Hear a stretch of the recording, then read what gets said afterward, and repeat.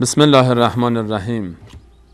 اللهم صل علی محمد و علی آل محمد كما صليت على ابراهیم و علی آل ابراهیم انك حمید مجید و بارک علی محمد و علی آل محمد كما بارکت علی ابراهیم و علی آل ابراهیم انك حمید مجید. سلام عرض میکنم خدمت همه شما خوبان، عزیزان، مهربانان. الله را شاکریم از اینکه یک بار دیگر فرصت خدمت به شما خوبان و همراهان همیشگی برنامه سفره دل حاصل شد در یکی دیگر از این برنامه ها و ان شاء الله در این برنامه از الله متعال خواستاریم که آنچه بر زبان ما جاری میکنه و آنچه که مطرح میشه مورد استفاده قرار بگیره و تونسته باشیم گامی برداشته باشیم در راه حل برخی از مشکلات موجود در جامعه ما. خیلی وقت هاست که ما با مشکلاتی درگیر هستیم و نمیدونیم که چه کار بکنیم. خیلی وقت ها برای حل مشکلات خودمون به سراغ راههایی میریم که نمیدونیم این راه ها ما رو به چه منجلابی میکشونن. خیلی از باورهای ما، خیلی از اعتقادات ما، خیلی از رفتارهای ما، خیلی از کارهای ما، خیلی از آداب و رسومی که در جامعه ما هستن مخالفت صریح دارن با اعتقاد ما در دین مبین اسلام، با تعالیم قرآن کریم، با تعالیم رسول الله صلی الله علیه و سلم. یکی از مواردی که متاسفانه جامعه ما به اون بسیار مبتلاست، هرچند که ندونه، مسئله بسیار بسیار خطرناکی به نام سحر یا جادو و اون چیزی که در زیر مجموعه این نام قرار میگیره. برای حل مشکلی خیلی وقتها شده که مراجعه میکنه شخصی به افرادی که احساس میکنه اون افراد میتونن گره‌ای از مشکل زندگی ایشون باز بکنن. به سراغ اون میرن و پیش اون اعتماد میکنن به اون و اسرار زندگی خودشون، اسرار خانوادگی خودشون، اسرار وجود خودشون، سرمایه مالی وجود خودشون و چه بسا ندانسته سرمایه جسمی خودشون رو هم در اختیار اون قرار میدن به امید آنکه اون شخص بتونه مشکلی رو حل بکنه. برای به دست آوردن دل کسی، برای جدا کردن دو نفر از هم، برای دشمن کردن جمعی، برای از هم پاشوندن کانون گرم خانواده‌ای، برای شکار کردن شخصی به قصد ازدواج به نیت چپاول به نیت‌های مختلف و برای کارهای مختلف انسان‌هایی هستند متاسفانه در جامعه ما که دست میبرند به آنچه که در زیر مجموعه سحر و جادو داخله. از موضوع سحر و جادو ان شاء الله تعالی در برنامه امروز و برنامه‌های آینده با شما عزیزان در موضوعاتی سخن خواهیم گفت، موضوعاتی بسیار مهم. حقیقت سحر که اصلا سحر چیست و چه واقعیتی در این نهفته است و پندارهایی که ما در جامعه نسبت به سحر داریم تا چه حدی با واقعیت خود سحر مطابقت داره و خرافات، بدعتها، گناهانی که متاسفانه ما داریم در این مجال مرتکب میشیم. درباره ساحرین صحبت خواهیم کرد به همراه شما، درباره جن و آنچه که مرتبط میشه در موضوع برنامه ما درباره جن و عالم جن که نیاز هست بدونیم. در این باب هم با شما عزیزان صحبت‌هایی خواهیم داشت. بحث ما شاید به درازا بکشه در چند برنامه، انشاءالله که ما رو یاری بکنید در چه هر آن چیزی رو که در این باب درباره سحر، جادو، درباره فالبینی، درباره جادوگران، درباره جن و جنگیری، درباره طالع بینی، درباره ستاره نگاه کردن به آسمان و ستاره ها و درباره چشم زخم و درمانهای اینها و راه حل‌های اینها و قیل قالی که در این باب هست، به امید الله تعالی اگر عمری باقی بود به همراه شما عزیزان به تفصیل صحبت خواهیم کرد و ان شاء الله حتما به تمامی پرسش‌های شما عزیزان هم در این مجال پاسخ خواهیم داد. به خاطر پرداختن به این مهم امروز جناب مولانا عبدالقدوس دهقان افتخار دادن، قدم رنجه فرمودن، قدم بر دیدگان ما گذاشتن، منت گذاشتن بر ما و به برنامه سفره دل تشریف آوردن تا از صحبت‌های گرانقدرشون و از وجود گرانبهایشون استفاده بکنیم در این باب. من از طرف خودم و به نمایندگی از شما بینندگان عزیز خیلی مقدم عرض می‌کنم خدمت جناب مولانا عبدالقدوس دهقان. جناب مولانا بسیار خوش آمدید به سفره. الحمد لله رب العالمين والعاقبة للمتقين وصلى الله على نبينا محمد وعلى آله وصحبه أجمعين. من در آغاز این برنامه سفره دل عرض ادب و سلام دارم به تمامی عزیزان اهل دل و قبل از همه به جناب استاد سلیمانی و تمامی بینندگان عزیز و ارجمندی که در این جلسه و برنامه پای این برنامه نشستند. البته من نمیدونم که گلایه بکنم یا تقدیر من اینجوری هست که هر وقت که موضوع حساسی هست و یا حساسیت برانگیزی هست، موضوع امروز که سحر و جادو و جن و شیاطین هست، بنده را دعوت میکنید و وقتی که موضوعات جذاب و شیرینی هست شما با جناب دکتر عمرا در خدمت بینندگان عزیز هستید. در هر صورت در خدمت شما و بینندگان عزیز هستم و انجام وظیفه هست برای من آنچه را که الله متعال به ما عنایت کرده و این نعمت علم و دانش را و این واقعا وظیفه شرعی هست و منتی ما بر کسی را نداریم و این وظیفه شرعی هست که ما در خدمت جناب عالی و تمامی بینندگان عزیز و ارجمند باشیم.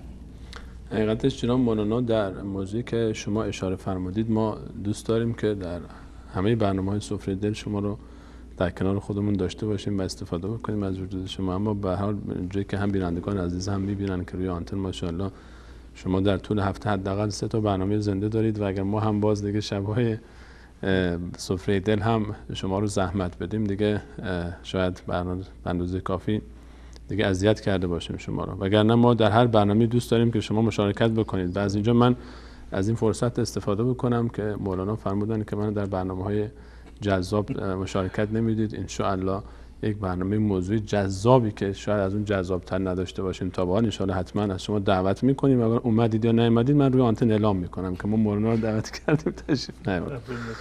متشکرم. شما همیشه بزرگواری می‌کنید نسبت ما و منت دارید برام. جناب مولانا اگر به خود موضوع وارد بشیم، شاید برای خیلی از بینندگان عزیز هم واقعا این موضوعی هست که تا به حال کمتر باز شده، یعنی خودمون حداقل فرصت نکردیم در این موضوع بیشتر صحبت بکنیم. در حد شاید یک چند تا سوال در برنامه فتوا حالا خودتون لطف کرده باشید جواب داده باشید. ابعاد موضوع رو عرض بکنم در مورد برنامه فتوا. خوشبختانه یا متاسفانه سوالات زیادی هم اومده در مورد سحر و جادو. منتها از چند هفته هست که شما این برنامه رو داشتید ما این پاسخ ندادیم این سوالاتی رو در مورد جن و جادو. انشاءالله حتما اون سوالات رو در همین برنامه شما به توضیح همین سوالات خواهیم پرداخت. اگر بخوایم شروع بکنیم از خود اصل موضوع سحر، ما وقتی که از سحر صحبت میکنیم خود معنا و مفهوم سحر چی هست؟ قضیه سحر متاسفانه یک معضل اجتماعی هست، اونگونه که شما اشاره کردید که متاسفانه بسیاری از جوامع مسلمان و اسلامی اهم از شیعه و سنی و چه بسا اصلا جوامع غیر اسلامی به طریق اولا دچار این معضل و مشکل هستند.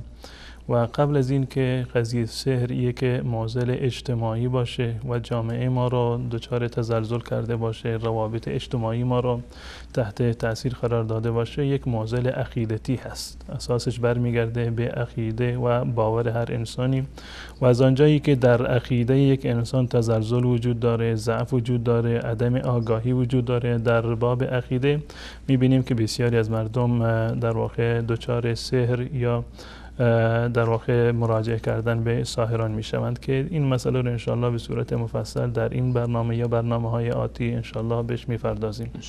در مورد خود قضیه سحر، قبل از این که من در واقع تعریفی داشته باشم و نمیخوام تعریفی از نظر لغوی و از نظر در واقع کتاب‌هایی که در این زمینه سحر رو تعریف اصطلاحی کردن چندان برای ما در واقع شاید کارآمد نباشد. سحر یک معضلی هست که متاسفانه امروز ما باش در واقع گریبانگیر ما هست و جامعه ما دچار آن مشکل هستند. پس بنابراین اگر بخوایم که تعریفات لغوی و اصطلاحی و زبان عرب و اصطلاح تعریفاتی رو که علما و متقدمین در این زمینه آوردن شاید چندان بیانگر اصلی موضوع نباشه تا اینکه بپردازیم به این واقعیت و حقیقتی که امروز در جامعه ما وجود دارد. بدون خاطر نمی‌کنه دانستن ریشه لغت و اصطلاحاتش. سحر در واقع یک نوع اتفاقی هست و تبانی هست در میان یک فرد ساحر و جن و شیاطین، مبنی بر این که این انسان ساحر یک سری کارهایی رو برای جن انجام میدهد، یک سری باجهایی رو به جن میدهد و از قبیل انجام بسیاری از محرمات و شرکیات و در قبال اون جن یک سری کارهایی رو و خواسته هایی رو برای این فرد ساحر در واقع برآورده میکند و انجام میدهد. و خود این عملیات سحر مجموعه‌ای هست از گره ها احیانا خوندن های برخی از دعاگونه و طلسم هایی هست، یا اینکه نوشتن برخی از اعداد و ارقام و اشکال هندسی هست، یا اینکه پرداختن به یک چیزی هست، ساختن یک شکلکی باشه یا درست کردن یک شیئی باشه که این با تمام اینها مجموع این کارها در بدن مسحور شخصی که سحر شده یا در قلبش یا در عقلش در واقع تأثیر میگذارد به صورت غیر مباشر. و این سحر یک حقیقت و واقعیتی دارد، همون گونه که شما هم به انواعی از این سحر در ابتدای کلامتون اشاره کردید. چه بسا سحر انسان رو بکشد، از بین ببرد، یا اینکه شخصی را بیمار بکند، یا اینکه توان جنسی یک فردی رو بگیرد که نتواند با همسرش هم بستری بکند، یا اینکه زن و شوهری رو از همدیگر جدا بکند، یا اینکه احیانا زن و شوهری رو یا دو نفر رو با همدیگر نزدیک بکند. اینم جزء اقسام سحر هست. یا اینکه بله احتمالش و یکی از انواع سحر است، هم این که دو نفر رو به هم برسونند، تعویض بدند یا سحر و جادو بکنند که عاشق یکدیگر باشند، یا برعکسش که دو نفر رو از همدیگر جدا بکنند. یا همیشه بحث دشمنی و عداوت نیست، احیانا چه بسا که سبب محبت هم هست. و چون که این بر اساس یک سحری انجام شده که با تبانی دو شخص یعنی ساحر و جن انجام گرفته، اینم جزء سحر هست و با توجه به کارهای شرک آلود و کفر آلودی که در واقع ساحر انجام میدهد. و چه بسا احتمال دارد که در واقع اون گونه که در جامعه مشهور از بخت کسی رو ببندند و که جوانی به دختری نرسد، دختر به شوهر مناسبش نرسد و از این قبیل انواع سحر که انشاءالله در برنامه آینده به انواع سحر و راهکارهایی که برای جلوگیری از سحر اساساً وجود داره و راههای درمانی که وجود داره و علایمی که هر یکی از این انواع سحر دارن چگونه برخورد بکنیم، انشاءالله در جلسات آتی مطالبی رو در این زمینه خدمت شما عرض خواهم کرد. پس جناب مولانا میتونیم تا الان تا اینجا نتیجه بگیریم که چون که فرمودید سحر یک به اصطلاح همکاری و تعاون هست بین یک شخصی به عنوان ساحر یا همون جادوگر در فارسی خودمون و یک موجودی به نام جن برای به دست یافتن به یک هدفی. حالا اون هدف میتونه به نمونه هایی که شما ذکر فرمودید میتونه مثلا احیانا ظاهرش خوب باشه یا اینکه اهداف شومی باشه. حالا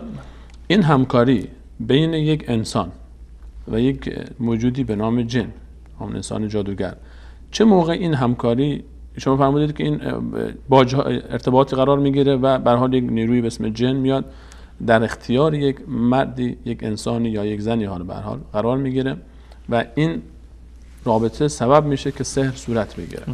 چه باجی یک انسان میده، چه خدماتی میده، چه کارهایی میکنه که این جن حاضر به همکاریش میشه؟ من در خاطر دارم که یک مرتبه با یکی از افرادی که خودش یعنی در مراحل اولیه سحر بود، دنبال سحر رفته بود که سحر رو فرا بگیرد و امروزه که اخباری از این فرد میشنم میبینم که خیلی در عمق این سحر و جادوگری و تعویض متاسفانه در این منجلاب گرفتار شده. مطالبی رو از زبان این فرد من شنیدم و بعدها که تحقیق کردم در کتاب‌ها دیدم که بله دقیقاً عین واقعیت است. و همان گونه که ما میدونیم جن و شیاطین به صورت کلی دشمنان انسان هستند، دشمنان بنی نوع انسانی و بشر هستند. در این هیچ گونه شک و شبهه‌ای وجود نداره. در آیات قرآن، در احادیث رسول الله صلی الله علیه وسلم فراوان داریم که جن و شیاطین دشمنان انسان هستند. ان الشیطان لکم عدو فاتخذوه عدوا. مطلق جن یا نفر برخیش به صورت کلی، یعنی خود جن تقسیم میشه که جنسش عرض میکنم، چه بسا برخی از افراد جن مسلمان هستند و دعوتی رو در واقع نداشته باشند، اما چه بسا حتی جن هایی که مسلمان هستند به خاطر نوع شرارتی که دارند ایجاد مزاحمت بکنند برای انسان. اما خود شیاطین که از جن هستند و جن های دیگر در واقع به صورت کلی دشمنان انسان شمرده میشوند. پس بنابراین دشمن وقتی که بخواد حتی کار خیلی رو برای یک فردی انجام بده در راستای اهداف و منافع خودش هست. دقیقاً.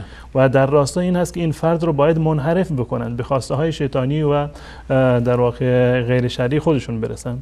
بدین خاطر هست که جن ها و شیاطین که دشمن انسان هستند و چه بسا احیانا و اکثرا که این کارها رو انجام میدهند کافر و بیدین هستند، یک سری خواسته های نامشروعی رو از این فرد ساحر دارند. یعنی جنی که الان میخواد یک کمک همیاری بکنه به یک جادوگر، یک سری خواسته هایی داره که جادوگر باید انجام بده تا این بهش کمک بکنه در راستای به ثمر رسیدن سحر.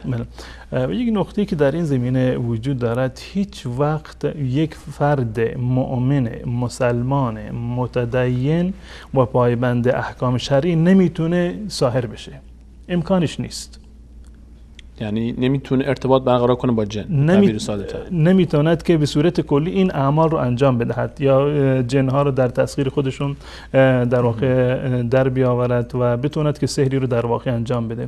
یکی از شرایط و لازمه های اساسی ساحر بودن این است که انسان فاسق باشه، فاجر باشه و تا مرحله بعدی مشرک و کافر باشه. یعنی تا کافر نشه، تا فاسق نشه، تا فاجر نشه ساحر نمیشه. و به هر اندازه‌ای که این انسان پلیدتر باشه، نجستر باشه، کافرتر و مشرکتر باشه، سحرش قویتر هست و شیاطین و جنها بیشتر از اون در واقع پیروی میکنند و اعمالی رو که ساحران انجام میدهند و این مشاهد هست. انشالله بسیار از اینها رو من در لابلای این برنامه یا برنامه آتی ذکر میکنم. و گناهانی رو انجام میدن، به طور مثال مانند نوشتن قرآن با نجاست. شاید بینندگان عزیزی که با این جادوگران ارتباط داشتند و در جامعه‌ای بودند که جادوگر دیدند شاید این موارد رو مشاهده کرده باشند از افراد جادوگر. نوشتن قرآن با نجاست و پلیدی یا با خون حیض یا خونهای پلید و دیگر، یا اینکه نوشتن قرآن احیانا زیر پا، آیاتی رو از قرآن رو زیر پا می نویسند، یا اینکه آیات قرآن رو معکوس می نویسند، که مثلا به صورت مثال الحمدلله رب العالمین رو از آخر حرف به حرف می نویسند تا اینکه بیان تا اولش برسند. و یکی از بدترین انواعش این است که در واقع مربوط به یک از انواع سحر است که در تقسیمات سحر بشه میگن که سحر سفلی هست. بدین گونه هست که ساحر برای این که به این درجه از سحر برسد باید اوراق قرآن را، کاغذ قرآن را که قرآن بر اون نوشته شده، این کاغذ را به عنوان کفش استفاده میکنه، اینو بر پای خودش میپیچد و در دستشویی و در جاهای نجس میرود و یک سری طلاسم و در واقع همهمه هایی رو در اون مکان نجس انجام میدهد. معمولا نماز بی وضو باید بخوند یا اساسا نماز نمیخونند، اگر بخونند این نمازشون نماز بیوضویی هست و اکثر اوقات باید در حالت جنابت و ناپاکی باشند. یا مثلا دیده شده که باید ذبح بکنند برای جن. و یکی اتفاقی که خیلی در این زمینه جالب هست، معمولا افراد ساحر وقتی که یک فردی بهشون مراجعه میکنند ازش میخواند که یک خروسی بیار، نمیدونه یک گوسفندی بیار، شکلش سیاه باشه و به خاطر همین خون که به خاطر این حیوان رو ذبح ذبح بکنند، تقرب بکنند برای غیر الله. ذبح باید به نام الله باشه و برای الله متعال باشه. این ساحران میخواند که این حیوان رو ذبح بکنند برای تقرب به جن. یعنی اون طرف هم دیگه کلا اعتقاد و دین و ایمان و باورش هم ازش بگیرن. دقیقاً همون گونه که کفار و مشرکان قبل از اسلام برای بت‌ها نذر و نیاز میکردند و قربانی میکردند، این ساحر هم باید برای جنی که باش همکاری میکند این کارها رو در واقع باید انجام بده. چه بس از اون کسی که پیش ساحر میاد از اون هم میخواد که این کارو بکنه. قطعا این گونه هست و از اون خواسته میشه که بله این تا اینکه به دلیل این و توجیه میکنن برای اینکه سحر بهتر عمل بکند و موفق‌تر باشیم یک سری کارهایی رو از اون میخوان که انجام بدن، یا اینکه سجده برای شیطان، برای سجده برای خورشید، برای ستاره ها، و حتی یعنی عرض کردم که به هر اندازه‌ای که این ساحر پلیدتر باشد، بیدینتر باشد، مشرکتر باشد و به کارهای خلاف اخلاقی بیشتر و عمیق‌تر به اون بپردازد، درجه سحرش هم بالاتر می رود. و یکی از مواردش هم زنای با محارم هست و که مشاهده شده و ثابت شده از ساحران و اعترافاتی در این زمینه وجود دارند. به هر صورت این تمام این بزهکاری ها رو و این کثافتکاری هایی که وجود داره و این نجاساتی رو که هستند، به هر اندازه که ساحر بیشتر مبتلا به این موارد باشه، اینها جزء خواسته های شیاطین هستند، جزء خواسته های اون جنهایی هستند که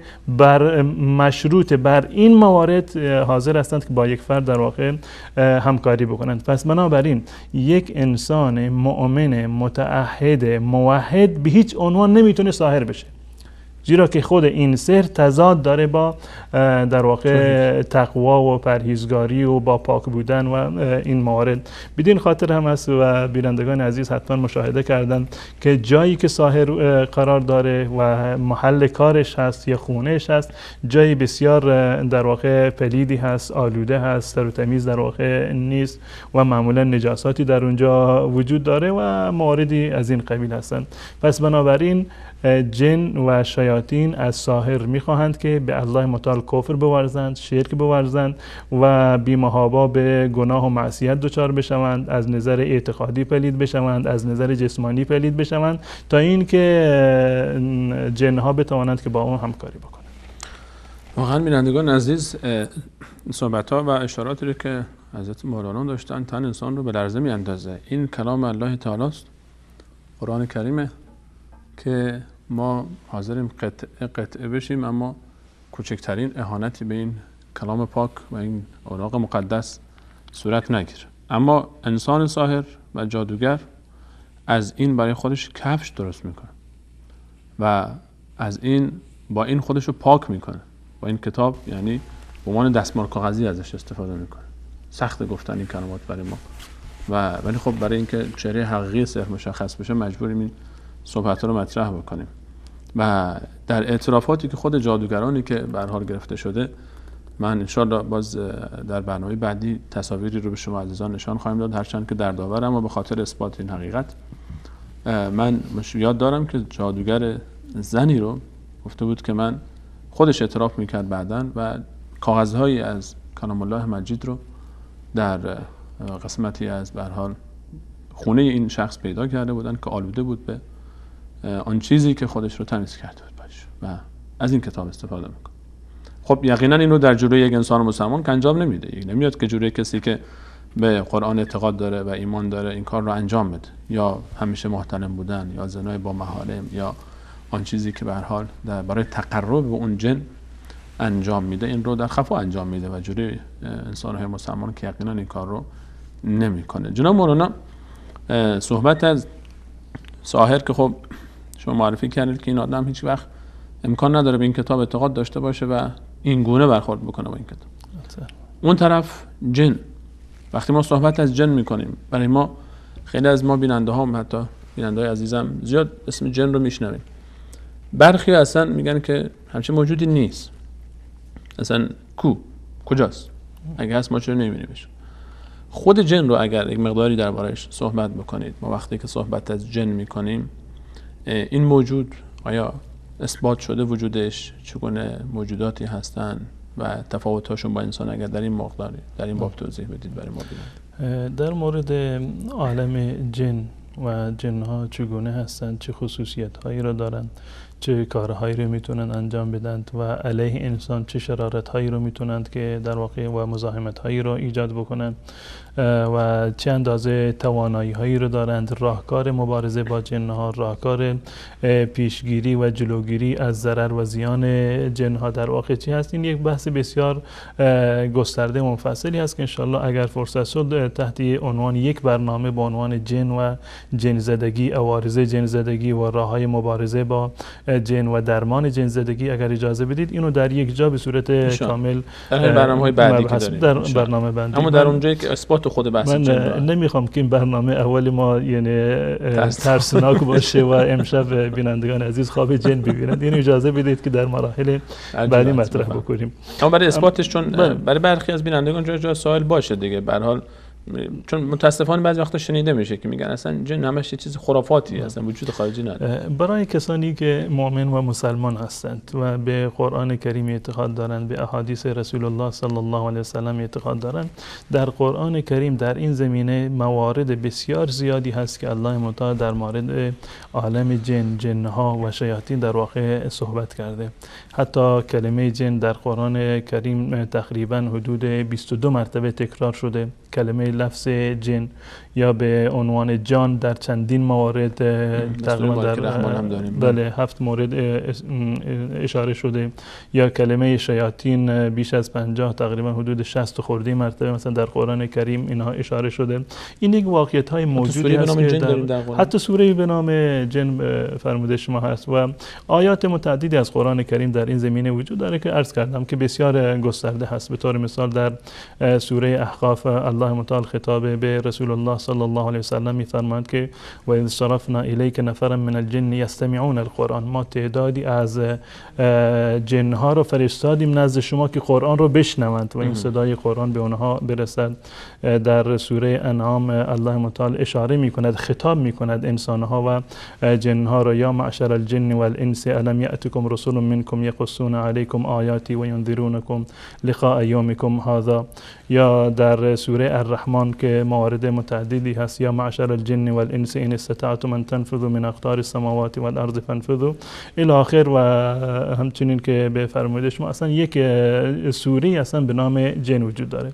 پس بنابراین از دیدگاه قرآن و از دیدگاه آفریدگار جهان، آفریدگار جن، آفریدگار ملائک، آفریدگار تمام بشر، این جن یک عالمی هست و یک موجودی هست مانند خود بشر، مانند عالم انسانی و مانند عالم ملائک، منتها با خصوصیت‌های دیگر و با ماده خلقتی دیگر و با توانایی‌ها و ویژگی‌های دیگر که انشاءالله به این مسئله هم انشاءالله می‌پردازیم. مکلف هم هستن مثل انسان‌ها، یعنی حتی وقتی که الله متعال به اونها خطاب می‌کند یا معشر الجن والانس، یا می‌فرماید که ما خلقت الجن والانس الا لیعبدون، من جن‌ها و انسان‌ها رو نیافریدم مگر برای این که مرا عبادت بکنن، توحید ما رو در واقع داشته باشند، موحد باشند. جن‌ها مانند انسان‌ها مکلف هستند. سوره جن و داستان دعوت رسول الله صلی الله علیه و سلم به جن‌ها، حدیث عبدالله ابن مسعود رضی الله تعالی عنه که میگوید یک روز یک شبی رسول الله صلی الله علیه و سلم غیبشون زد، ما هرچی نگاه کردیم دیدیم که نیست،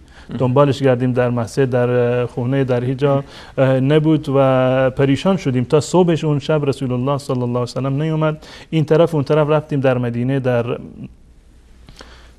در راه گشتیم دنبال رسول الله صلی الله علیه و سلم تا اینکه دیدیم نزدیک صبح رسول الله صلی الله علیه و سلم تشریف آوردند و نهایتا رسول الله صلی الله علیه و سلم فرمودند که نماینده جن اومده بود نزد من و از من خواسته بود که برم برای اونها در واقع موعظه بکنم، قرآن بخونم و من رفته بودم نزد اونها و خودش جریانش رو در سوره احقاف و حتی در سوره جن الله متعال مطالب رو کاملا بیان کرده.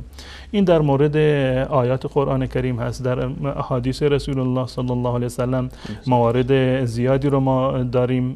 به طور مثال در صحیح مسلم از حضرت عایشه رضی الله تعالی عنها روایتی هست که رسول الله صلی الله علیه و سلم فرمودند خلقت الملائکه من نور، فرشتگان رو الله متعال از نور آفریده، و خلق الجان من مارج من نار، الله متعال جنها رو از شعله آتش آفریده. و در مورد انسان ها در این حدیث میفرماید که و خلق آدم مما وصف لكم، آدم از اون چیزی خلق شده که به شما گفته شده. شده، هم در قرآن و هم در آیات قرآن و احادیث رسول الله صلی الله علیه و سلم. یعنی این که الله متعال فرشتگان رو از نور آفریده و جنها رو از آتش آفریده، من جمله شیطان که جزو جنها هست، و انسانها رو الله متعال در مراحل اولیه از خاک آفریده. اینها ماده خلقت این سه موجود هستند. پس بنابراین همان گونه که انسان وجود دارد، فرشته هم وجود دارد.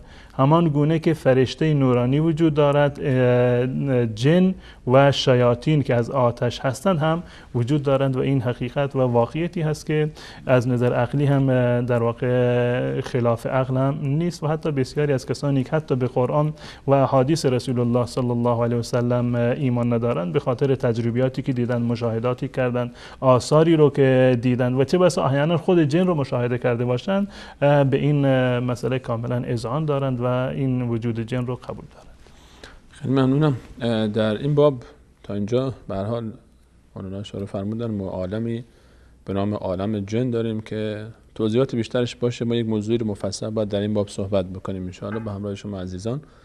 موضوع جن و جن زدگی همونجوری که جناب مولانا اشاره فرمودن عالمی است برای خودش و همونجوری که عالم فرشتگان هستن و عالم انسان ها و هر عالمی برای خودش به هر صفات و خصوصیات خاص خودش رو داره. جناب مولانا ساحر، جن، خود سحر رو نگفتید برامون که اصلا وقتی که از خود سحر صحبت میکنیم بعضی همین رو هم قبول ندارن که اصلا میگن اصلا چیزی به اسم سحر و همچین نیرویی که دشمن بکنه، دوست بکنه، بیمار بکنه، مشکلات ایجاد بکنه، همچین نیرویی رو منکرن. در کلام الله مجید نسبت به این موضوع چه آیاتی داره؟ ببینید سحر و جن همون گونه که عرض کردم با هم دیگر باید همکار باشن، همدست باشن تا اینکه بتونن یک کاری رو علیه یک انسانی یا بله یک انسانی در واقع انجام بدهن. و خود موضوع جن زدگی رو که یک موضوع کاملا جداگانه هست. آیا جن میتونه که وارد بدن انسان بشه، میتونه به انسان ضرر و زیانی برسونه، حتی در حد تخیلات میتونه بر انسان تسلط و سیطره رو داشته باشه. اینو میگذاریم برای همون موضوع جن و جن زدگی. یعنی اون یک بحثی است که به هر حال مستقل تر از بحث مستقل تر از این هست و یک عمومیت بیشتری داره. که بدون دخالت سحر انجام میشه. بله، امکان داره که در این جن به خاطر دستور فرد ساحر در واقع یک کاری رو انجام داده باشه یا اینکه خودسرانه بدون اینکه ساحری در کار باشد یک انسانی مورد تعرض و آزار و اذیت یک جن قرار بگیره. بدین خاطر این مسائل رو یک جا در یک مبحث جداگانه ان شاء الله مطرح میکنیم. اما در مورد خود وجود سحر که آیا سحری وجود دارد، اساساً ساحر میتواند که اعمالی رو انجام بدهد که زندگی یک فرد دیگری رو تحت شعاع قرار بده، اونو بکشد، بیمارش بکند و با عقلیت و با تخیلات یک فردی بازی بکند. یه مواردی رو قبلا عرض کردم، آیا چنین توانایی رو دارند؟ این صراحتا در قرآن کریم آیات متعددی وجود دارد و احادیث صحیح و صریحی در این زمینه وجود دارد از رسول الله صلی الله علیه و سلم و معروف ترین آیه‌ای که در این زمینه هست در سوره بقره آیه 102 هست که الله متعال در مورد حضرت سلیمان علیه السلام میفرماید که واتبعوا ما تتلو الشیاطین علی ملک سلیمان، که این ساحران در واقع پیروی کردند، اتباع کردند از اون چیزی که شیاطین در زمان مملکت سلیمان اونو پخش کردند و در واقع تبلیغ کردند. و ما کفر سلیمان ولکن الشیاطین کفروا یعلمون الناس السحر. میگه سلیمان کافر نبود، کفرم نکرد، شیاطین بودند که کافر شدند و کفری را انجام دادند. خب به چه خاطر کافر شدند؟ یعلمون الناس السحر، به خاطر که مردم را آموزش سحر میدادند، آموزش سحر میدادند. و در ادامه این آیه طولانی هست و الله متعال چندین مورد رو در این زمینه ذکر کرده که ان شاء الله در کلیدی در بحث سحر ان شاء الله خواهیم پرداخت. داستان حضرت موسی علیه السلام رو الله متعال در چندین سوره قرآن کریم آورده، مطرح کرده و اون جریانی رو که با ساحران در واقع داشته که الله متعال میفرماد قال موسی اتقولون للحق لما جاءكم اسحر هذا. و یا بسیاری از انبیاء الهی وقتی که دعوت رو میرسوندن به قوم و قبیله خودشون، یکی از اتهاماتی که بر اونها وارد میکردن این است که میگفتن ساحر هست. من جمله شخص رسول الله صلی الله علیه و سلم و که در آیات متعددی از قرآن کریم در مورد تعدادی از انبیاء کرام ما این تعبیر رو داریم و اضافه بر این خود سوره قل اعوذ برب الفلق و آیه که و من شر النفاثات فی العقد، این در تفسیر نفاثات فی العقد دقیقاً همین تعبیر سحر است، یعنی از شر اون کسانی که بر گره ها میدمند. من قبلا در تعریف سحر عرض کردم که یکی از انواع سحر این است که ساحر با یک نخی گره هایی رو میبندد و بر این گره یک چیزی رو میخواند و میدمد. این دقیقاً همین چیزی هست که الله متعال میفرماند که به ما دستور داده که ما از این پناه بجوییم، به الله متعال پناه ببریم، به الله متعال و من شر النفاثات فی العقد، از شر اون زنهای ساحره و جادوگری که گره میبندند و در اون گره ها میدمند. اینها تمام اثبات وجود خود سحر هست.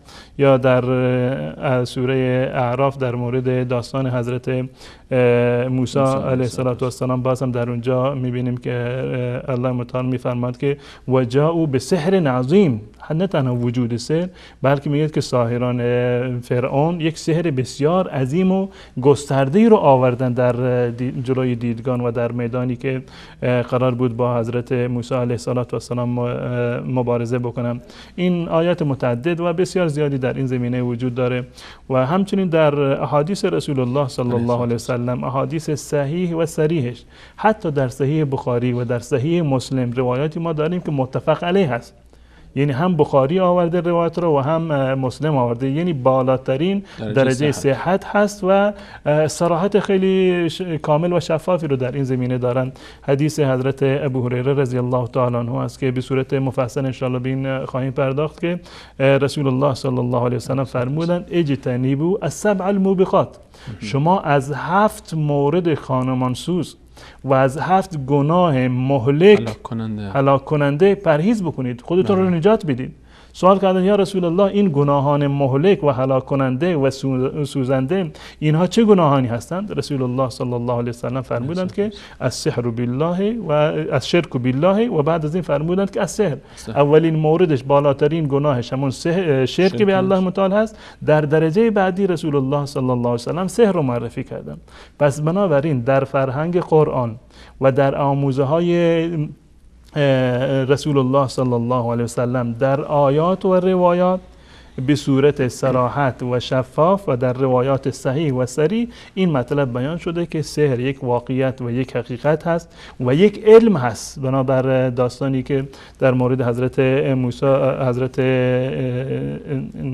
سلیمان علیه السلام عرض کردم که الله متعال می‌فرمایند که و ما کفر سلیمان ولکن الشیاطین کفروا یعلمون الناس السحر.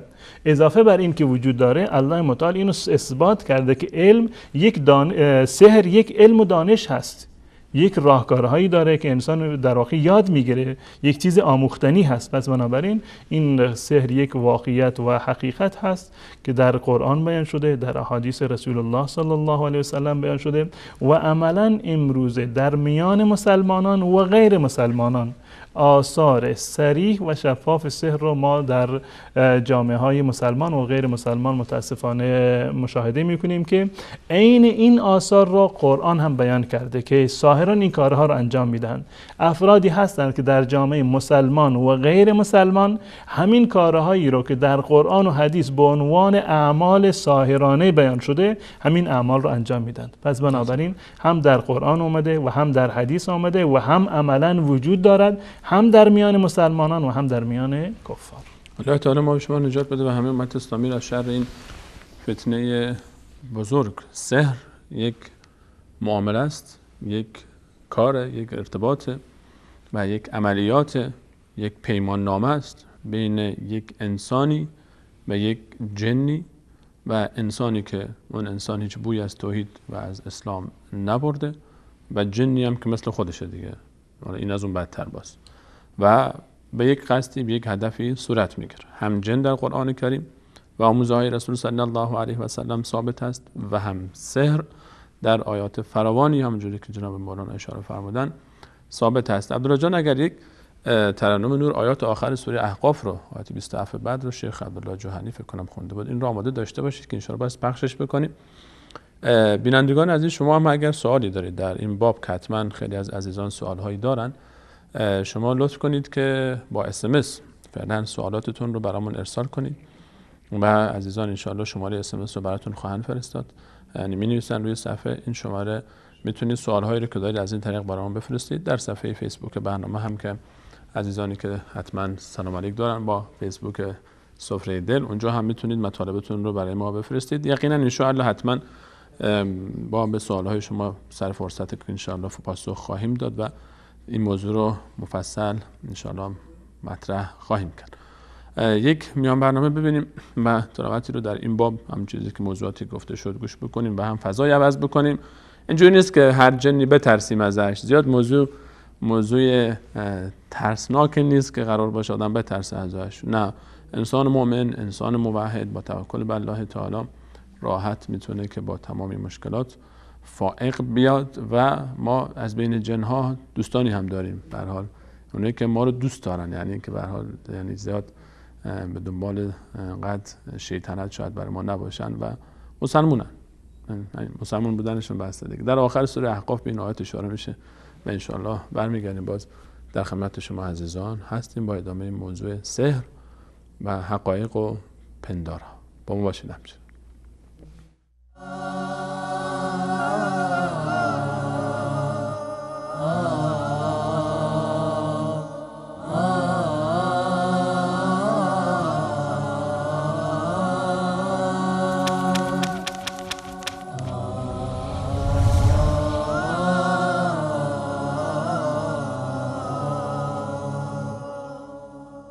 الحمد لله رب العالمين الرحمن الرحيم مالك يوم الدين إياك نعبد وإياك نستعين اهدنا الصراط المستقيم صراط الذين أنعمت عليهم غير المغضوب عليهم ولا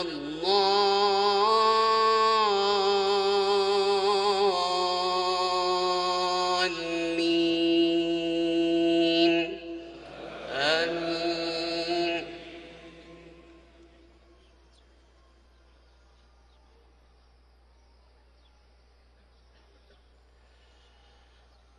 ولقد أهلكنا ما حولكم من القرى وصرفنا الآيات لعلهم يرجعون فلولا نصرهم الذين اتخذوا من دون الله قربانا آلهة بل ضلوا عنهم وذلك إفكهم وما كانوا يفترون. وإذ صرفنا إليك نفرا من الجن يستمعون القرآن فلما حضروه قالوا أنصتوا فلما قضي ولوا إلى قومهم منذرين. قالوا يا قومنا إنا سمعنا كتابا أنزل من بعد موسى مصدقا لما بين يديه يهدي إلى الحق وإلى طريق مستقيم.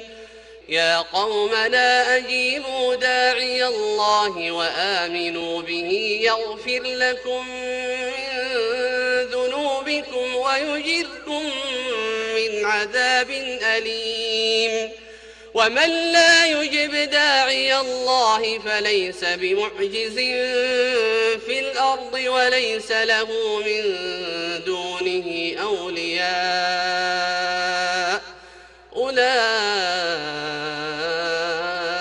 في ضلال مبين. أولم يروا أن الله الذي خلق السماوات والأرض ولم يعي بخلقهن بقادر على أن يحيي الموتى بلى إنه على كل شيء قدير ويوم يعرض الذين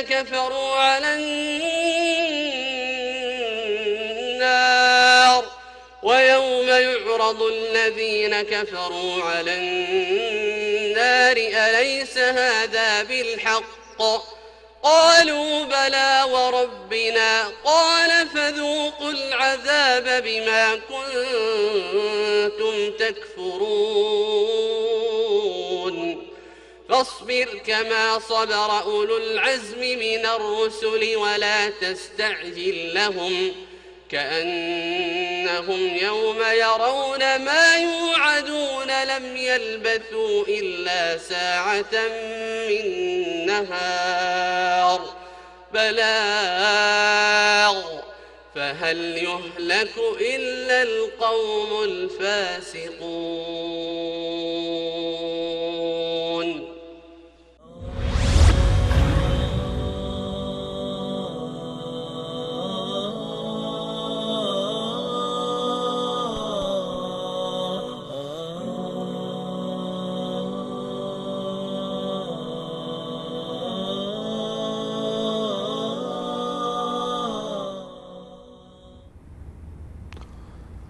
بعد سلام مجدد خدمت همه شما خوبان و عزیزان در خدمت شما هستیم همچنان با موضوع سحر، حقایق و پندارها.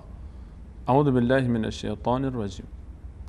این بزرگترین سلاح دفاعی، یک سپر موشکیه در برابر تهاجم جن، سحر و شیطان. یه سلاح بسیار قوی و خیلی هم ساده است. اعوذ بالله من الشیطان الرجیم. به همین سادگی. و آنچه که جناب مولانا فرمودن قبل از میان برنامه، خلاصه آن بحث رو ما در آیاتی که تلاوت شد با صدای زیبای استاد شیخ عبدالله الجوهنی شنیدیم. ان شاءالله که الله تعالی زیارت حرمین رو نصیب همه دوستان بکنه که تلاوت‌ها در مکه مکرمه پشت سرشون در کنار کعبه گوش بکنیم. سحر بین ساحر و بین جن صورت میگیره و ساحر شخصیتی است که واقعا پستر از این انسان شاید در روی زمین نباشه. شخصیتی که دیگه رسما دیگه شروع میکنه به عبادت شیطان و عبادت اون جنهایی که به الله تعالی اعتقادی ندارن و به کفر دست بردن. جناب مولانا حالا حکم آموزش سحر، کسی که میخواد برای سحر یاد بگیره چه حکمی داره این آدم؟ من در تعریف سحر و در کارهایی که یک ساحر باید انجام بده تا اینکه به سحر دست پیدا بکنه، بتونه سحری رو انجام بده و یا اینکه در واقع جنی رو بتونه تسخیر بکنه و در اختیارش باشه، یک سری کارهایی رو من معرفی کردم، مانند این که در واقع قرآن رو زیر پا میگذارند، یا این که در واقع زنای با محارم رو باید انجام بدهند، نماز خوندن با جنابت و بیوضویی و همیشه در حالت نجاست بودن. از خود این اعمال ساحر هر انسان فهمیده به حکم خود سحر و ساحر رو باید دریافت بکنه. حالا جناب مولانا اگه سوال پیش بیاد مثلا بگن که خب ساحر وقتی که بخواد عمل بکنه سحرش نیاز داره که مثلا این کارها رو انجام بده تا شیطان بیاد اون اجرا بکنه. اگه کسی حالا فقط شاید بزنه کسی به اسم مطالعه‌ای داشته باشه بخواد بره بخونه و آشنا بشه با این علم با این فن، اون هم آیا حکمش همینه؟ ببینید در آیات قرآن کریم به صورت شفاف اومده. این یک فتوا نیست که من با اجتهاد خودم با تحقیق خودم به اون رسیده باشم.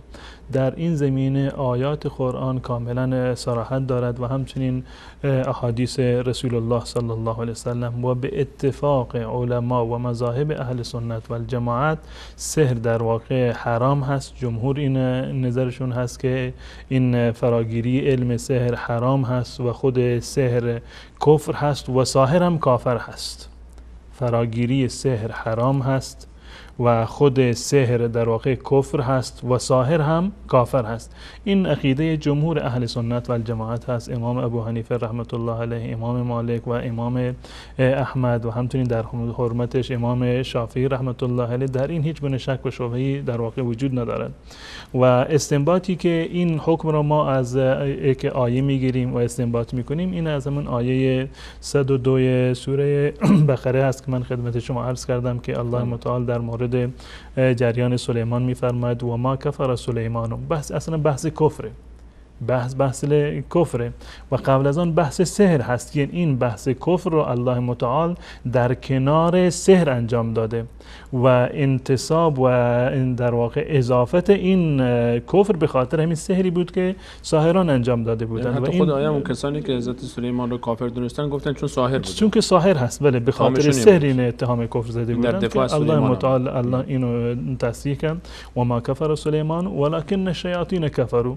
این شیاطین چیکار میکردند؟ کفر میکردند. خب این کفر شیاطین رو الله متعال در این آیه کاملا مشخص کرده. چرا شیاطین کافر شدند؟ آیا به خاطر اینکه سحر کردند یا به خاطر چی هست؟ صراحتا در این آیه اومده که و ما کفر سلیمان ولکن الشیاطین کفروا یعلمون الناس السحر. شیاطین به این خاطر کافر شدند که علم را به دیگران آموختند. علم سحر را به دیگران آموختند. پس بنابراین هم یاد دادن سحر کفر هست و هم فراگیری سحر، تعلیم و تعلم سحر، هر دوتاشون در واقع به تصریح این آیه قرآن کریم در واقع کفر هست. و در واقع در این آیه در چند مورد الله متعال این حکم رو کاملا ثابت کرده، هم حکم سحر را و هم حکم ساحر را. و ما کفر سلیمان ولکن الشیاطین کفروا. شیاطین کفر کردند. بعد از این بلا فاصله الله متعال میفرماد که یعلمون الناس السحر و ما انزل علی الملکین ببابل هاروت و ماروت و ما یعلمان من احد حتی یقولا انما نحن فتنه فلا تکفر. حتی هاروت و ماروت دو فرشته رو که الله متعال به خاطر امتحان و آزمایش فرستاده بود، افرادی رو که میرفتن نزد اون سحر یاد بگیرند، الله اون فرشتگان به اونها میگفتند که انما نحن فتنه، مواظب باش، ما امتحانیم، ما ابتلا و آزمایشی هستیم برای شما. فلا تکفر، یعنی به خاطر فرا گرفتن علم سحر از ما خودتو کافر نکن. یعنی هم در آیه اول شیاطین کافر شدند زیرا که به دیگران سحر تعلیم میدادند و در آیه بعدی فرشتگان به اون افرادی که دانشجوی سحر بودند به اونها میگفتند که لا تکفر، که کفر نکن، زیرا که هم تعلیم کفر سحر است و هم تعلم سحر. و در ادامه این آیات در آخر این آیه هست که الله متعال صراحتا میفرماد ولقد علموا لمن اشتراه ما له فی الاخره من خلاق. و همه میدونستند و اینو قطعا یقین داشتند کسی که اینو عوض بکنه، یعنی این تقوا و پرهیزگاری رو بفروشد در مقابلش سحر رو بخرد، صراحتا در این آیه اشاره شده که اینها در واقع در آخرت هیچ گونه بهره و نصیبی رو ندارند.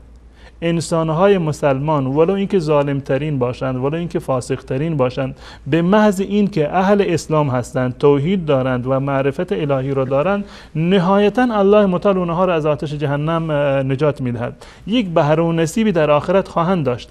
اما ساحر را و اون در این مورد الله متعال میفرماید که اینها کاملا میفهمیدند که ساحر در روز قیامت هیچ گونه در واقع بهره و نصیبی رو ندارد.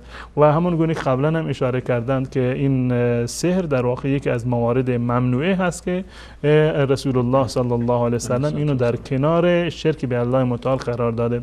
پس بنابراین به استدلال از این آیه قرآن و همچنین آیات دیگری و احادیث دیگری که در این زمینه هستند، خود سحر حرام هست، خود عمل سحر هم حرام هست نزد جمهور و فرا گرفتنش حرامه. خود سحر در واقع کفر است و کسی که آموزش بدهد یا آموزش ببیند این عمل رو، به تصریح این آیه قرآن در واقع کفر هست. و نظر ائمه اهل سنت و الجماعت در این زمینه هم این هست و در این زمینه اختلافی وجود نداره در حرمت سحر و در کافر بودن ساحر. حالا شما فرمودید که این مکتب سحر کلا مکتب کفر هست. خود استاد این مکتب که ساحر هست کافر هست و شاگردان این مکتب که برن پیش ساحر یاد بگیرن اونا هم کافرن. غیر از استاد شاگرد کسان دیگری که میان پیش اینا حالا دست به دامن اینها میشن. خب این استاد شاگرد به خاطر این تعلیم میگیرن که یک جایی به هر حال یک کاری انجام بدن، فعالیت انجام بدن. حکم کسانی که پیش این نام میرن چیه؟ حتی یعنی گذشته از این که انسان نه اینکه ساحر باشه، نه اینکه خودش ساحر باشه، اون که به جای خود که در به دره، در به در هست به قول شما، و هم این که دنبال فراگیری سحر نباشه، اینم عرض کردم که حرام هست. اینم خاطر سر مثل اون در به در. قطعا حتی مراجعه کردن به سحر رو، به ساحران رو، مراجعه کردن، مشکل خود را پیش یک ساحر و جادوگر و رمال و در واقع دعانویس و تعویذنویس بردن و مطرح کردن، اینش هم از نظر شرعی حرام هست و گناه کبیره هست به اتفاق تمام مذاهب اهل سنت و الجماعت. رفتن پیش ساحر حرام قطعی و 100% هست، با آیات و روایات صحیح و صریح ثابت شده و جز گناهان کبیره هست، جز بزرگترین گناهان و جز گناهان مهلک و خانمانسوز هست. روایتی رو که قبلا من عرض کردم که رسول الله صلی الله علیه وسلم فرموده بودند و حضرت ابو هریره رضی الله تعالی عنه روایت کرده بود در صحیح بخاری و صحیح مسلم که ایشون فرمودند اجتنبوا السبع الموبقات، شما پرهیز بکنید از 7 گناه مهلک و که برتر از دیگران هستند. 7 گناه خانمانسوز، 7 گناهی که انسان رو در واقع هلاک میکنند. یعنی این معنیش این نیست که به محض این که انسان این گناه رو انجام بده این در واقع قبض روح میشه. معنیش این است کسانی که این گناهان رو انجام میدن خودشون رو هلاک کردن، به این معنی که در عذاب الله متعال در روز قیامت گرفتار خواهند شد. و بزرگترین این گناهان را رسول الله صلی الله علیه و سلم فرمودند از شرک، که شرک به الله متعال هست، و بعد از آن سحر هست و سحر دومین گناهی است که رسول الله صلی الله علیه و سلم ذکر کردند، و بعد از آن قتل النفس التي حرم الله الا بحق، قتل ناحق هست که رسول الله صلی الله علیه و سلم بیانش کردند، و خوردن ربا هست، اکل الربا و اکل مال الیتیم و تولی یوم الزحف و قذف المحصنات الغافلات المؤمنات. اینها چند مورد تهمت زدن به انسانها و زنهای پاکدامن. اینها رو رسول الله صلی الله علیه و سلم این 7 گناه رو انتخاب کرده، معرفی کرده که این 7 گناه برتر هستند، 7 گناهی هستند که جز موبقات هستند، انسان را به هلاکت می اندازند. پس بنابراین این تهدید و این وعید شدیدی که از جانب رسول الله صلی الله علیه و سلم در این زمینه وارد شده دلیل بر این هست که سحر رفتن نزد ساحر، که مراجعه کردن نزد ساحر، این در واقع حرام هست و یک گناه کبیر هست. در این زمینه روایات دیگری هم وجود داره که شاید مقدار تصریح بیشتری رو داشته باشند. عمران ابن حسین رضی الله تعالی عنه، این حسینی که میگم با سین نیست، عمران ابن حسین هست، با صاد هست. این میگوید که رسول الله صلی الله علیه وسلم فرمودند لیس منا من تطیر او تطیر له، لیس منا من تطیر او تطیر له، کسی که فال بگیرد، بدشگونی بگیرد یا برای اون فال گرفته بشود از ما نیست. چه خودش این کار رو بکند، این در واقع جزء از امور سحر است، جزء از اقسام سحر است، گرچه این درجه خفیفتر و کمتری هست که انشالله بین در برنامه بعدی خواهیم پرداخت. منتها چون که در برخی از زمینه ها و راهکارهایش و کارهایی که انجام میدهند اینا شبیه به سحر هست، بدین خاطر در واقع جزء زیر مجموعه سحر هستند. پس بنابراین رسول الله صلی الله علیه و سلم فرمودند هر کسی که فال بگیرد یا بدشگونی بگیرد و اون کسی که برای این کار انجام می شود، هر دوتا در واقع این از ما نیستند. لیس منا من تطیر او تطیر له او تکهن او تکهن له، کسی که غیبگویی بکند، کهانت بکند، یا کسی برای او غیبگویی بکند، یعنی این که چه خودش غیبگو باشد یا نزد غیبگو رفته باشد و از اون یک مطلبی رو در واقع دریافت کرده باشد. و در ادامه می‌فرماید او سحر او سحر له، او سحر او سحر له، یا این که خودش سحر بکند یا برایش سحر کرده شود، یعنی خودش رفته باشه این سببی بشه برای سحری، خودش رفته باشه تقاضای سحر کرده باشد. یک فردی میخواد یک کاری رو انجام بده، میرود پیش یک ساحر مراجعه میکند که این کار رو برای من انجام بده، خود ساحر میشود که سحر او سحر له، یعنی مشتریش، هم ساحر و هم مشتری ساحر. رسول الله صلی الله علیه و سلم میفرماند که اینها از ما نیستند. و در ادامه این روایت رسول الله صلی الله علیه و سلم فرمودند من عطا کاهنا فصدقه بما یقول، هر کسی که نزد غیبگویی برود و خود ساحر یک از افراد غیبگو هست، کارهایی که انجام میدهد، خبرهایی که میدهد، این ادعای علم غیب را دارد.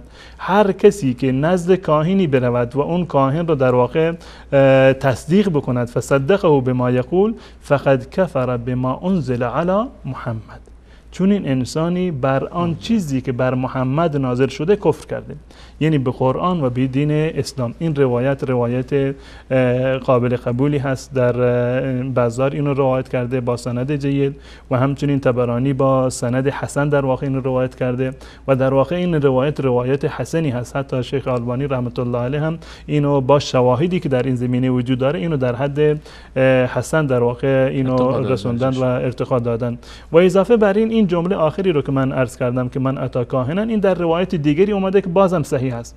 ببین در واقع بخشی از این روایت هست که با یک تفاوت دیگر که رسول الله صلی الله علیه و سلم فرمودند من اتی کاهنا او عرافا، من اتی کاهنا او عرافا فصدقه بما یقول فقد کفر بما انزل علی محمد. این روایت دیگری هست که امام احمد رحمت الله علیه در مسند خودش و حاکم در مستدرک خودش این روایت را آوردند. یک بار دیگه ترجمه کنید. میفرمایند که رسول الله صلی الله علیه و سلم میفرمایند که هر کسی نزد کاهنی برود، کاهن یعنی غیبگو، فردی که غیبگو هست. میتونیم بگیم رمال های امروزی هم رمال یکی از این هست. رمالی یکی از موارد غیبگویی هست. خود رمالی که کف دستش نگاه میکنه. ببین تمام این موارد که هست، یعنی هم فال در واقع قهوه گرفتن، فنجان گرفتن، هم رمالی کردن، هم کف دست خوندن و هم این که کتاب باز کردن و با تسبیح که تسبیح ها رو میشمارند و به یک نتیجه میرسند، یا این که در واقع یک قناری توییتی یک برگه رو مثلا برمی‌داره از یک جایی بعد این تاله یک فردی رو میخونه. تمام اینها رو زمین اینجوری نوشته اعدادی روش هست. بله، یا تاس، یا این که در واقع یک مربع شکلی هست که بر رویش اعدادی نوشته شده و از اینها یک مواردی رو در واقع برای خودشون بنابر یک اصولی که برای خودشون تعیین کردن اینها رو در واقع استنباط میکنن. تمام اینها زیر مجموعه سحر است. همین کاهن و همین عراف و همین ساحر و جادوگر، اینها تمام جزء زیر مجموعه اصل سحر هستند و در کارهایی که یک ساحر برای جن انجام میدهد اینها من عرض کردم که تفاوت داره. اون کسی که فقط فرض بکنیم که قرآن را با مثلا به طور مثال الیاذ بالله با ادرار می نویسد، این یک درجه دارد. اون کسی که قرآن رو کفش درست میکند رویش پا میگذارد یک درجه دارد، اون خبیث‌تر هست. اون کسی که باز شرک میکند، بر هر چیزی که قوی‌تر باشه، هر چیزی خبیث‌تر باشه، سحرش هم در واقع قوی‌تر است. اینها در واقع به این مراحل و مرتبه ها هستند. رسول الله صلی الله علیه و سلم فرمودند هر کسی که نزد کاهنی برود یا نزد عرافی برود. عراف یعنی اون کسی که گم شده ها رو پیدا میکند.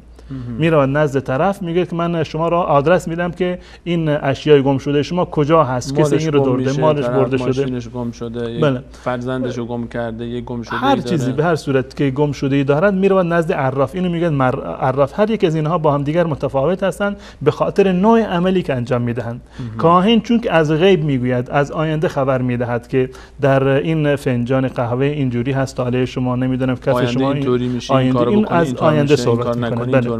و این عراف از فعلی که الان انجام شده و گذشته انجام شده، یک مال و ثروت کسی از بین رفته، ضرر و زیانی کرده، بچهش گم شده، ماشینش گم شده، الان میگه که این فلان جا هست، این عراف هست. حتی بعضی چشمش یکی رو چشم زدن میاد تخم مرغ هم میدونه که من کی چشم زدن، هم این چشم زدن هست، یا احیانا موارد خیلی گسترده رو داده، مثلا آینه رو میگیرن و یک بچه نابالغی رو میارن که در اون نگاه بکن که در این مثلا چی هست و تصویر کی رو میبینی. موارد خیلی متعددی در این زمینه هست که انشالله در جلسات آینده به این خواهیم پرداخت. رسول الله صلی الله علیه و سلم میفرمایند هر کسی که نزد کاهنی برود یا نزد عرافی برود و تصدیق بکند، باور بکند کارش رو، باور بکند که اون چیزی که این کاهن گفته یا این عراف گفته که اموال مردم اشیاء گم شده را پیدا میکند، اگر باور بکند به گفته های اینها، فقد کفر بما انزل علی محمد، این کافر شده به دین اسلام. ببین حتی یعنی نه تنها این که در واقع کافر شده، زیرا که در این زمینه آیات متعدد و صریح رو ما داریم که علم غیب را غیر از الله کسی دیگر نمیداند. غیر از الله متعال هیچ کسی ولایت تکوینی ندارد در روی زمین. دخل و تصرف داشته دخل و تصرفی در زندگی مردم، در آینده مردم که مردم رو خوشبخت بکنن، بدبخت بکنن، هیچ کسی ندارد. وقتی که یک انسانی میرود مراجعه میکند به یک ساحلی، به یک کاهنی، به یک عرافی، به یک دعانویس و تعویذ نویسی، یعنی این که معتقد هست که این فرد همچین صفاتی رو داره. اونو شریک کرده با خدا، در شریک خداوند متعال کرده. پس بنابراین این کفر، در کفر این هیچ گونه شکی وجود نداره. منتها یک نقطه دیگری در اینجا وجود داره که هر کسی که نزد کاهن، این تعبیری در این روایت اومده، در چندین روایت اومده، من عرض کردم در مسند احمد اومده و هم در مستدرک حاکم اومده، هم در مسند بزار و طبرانی و در جاهای دیگر اومده. یک تعبیر خیلی دقیق است: من اتا کاهنا او عرافا فصدقه بما یقول.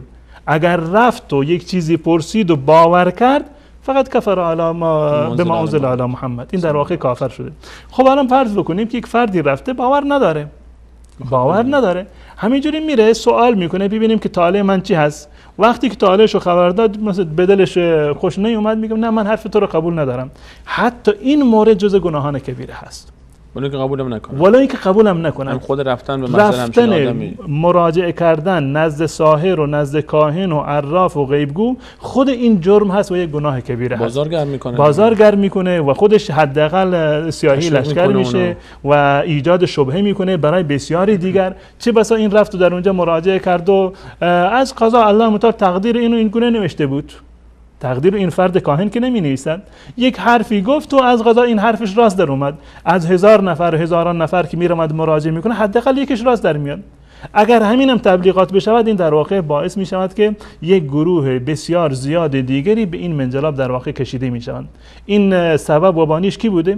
همین کسی که ولو به خاطر مسخره رفته بوده، خودش هم اعتقادی نداشته، اما بقیه مردم که نمیدونستند این اعتقاد نداره، این خودش در واقع یک نوع تحریک هست و یک نوع همکاری برای گناه هست. در روایتی هست در صحیح مسلم، این روایت دیگه یک از اون روایت قبلی درجهش قوی‌تر هست و صحیح‌تر هست. رسول الله صلی الله علیه و سلم می‌فرمایند که من اتا عرافا، هر کسی که نزد عراف برود، عراف اون کسی که در واقع چیزهای گم شده رو پیدا می‌کند، فسأله عن شیء، یک چیزی از اون سوال بکند. من اتا عرافا فسأله عن شیء، هر کسی که نزد عرافی برود و اون رو در واقع از یک چیزی سوال بکند که فلان چیز چیکار شده، لم تقبل له صلاة 40 لیله، لم تقبل له صلاة 40 لیله، تا 40 شبانه روز نمازش قبول نمی‌شود. الله اکبر.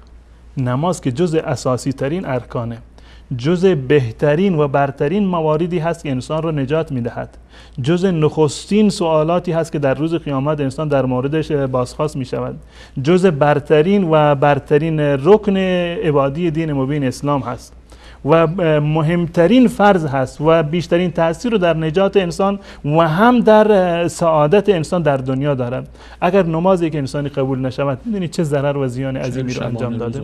40 شبانه روز یعنی نماز در 40 شبانه روز گویی که ارتباط این با الله تعالی قطع شده دیگه. قطع شده در واقع. یعنی این اگر در این 40 شبانه از دنیا رفت، والله اعلم که چه برای سرش. به هر صورت این 40 شبانه روز در واقع این زندگیش ضایع شده، عبادتی رو انجام نداده، مجبور هست باید نماز بخواند. بحث نماز معنیش این نیست که نماز از گردن این ساقط می شود، نماز فرض نیست، نماز فرض هست اما عملا ثوابی رو نمیبرد.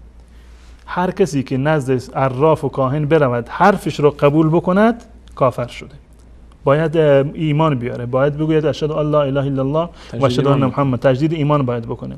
و اگر رفت و حتی قبول نکرد، مجازاتش اینه که تا 40 شبانه روز در واقع نمازش و عبادتش قبول نمی شود. پس بنابراین رفتن نزد ساحر یک کار حرام هست و یک کار کبیره هست و چه بسا انسان رو به دایره کفر هم برساند، بنابراین روایات صحیحی که من خدمت شما و بینندگان عزیز هم بیان کردم. درآمدی رو که جناب مولانا اون طرف در میاره از این کار، خب یک پولی رو اون طرف میگه، یک پولی رو هم این داره خرج میکنه، حکم این چیه؟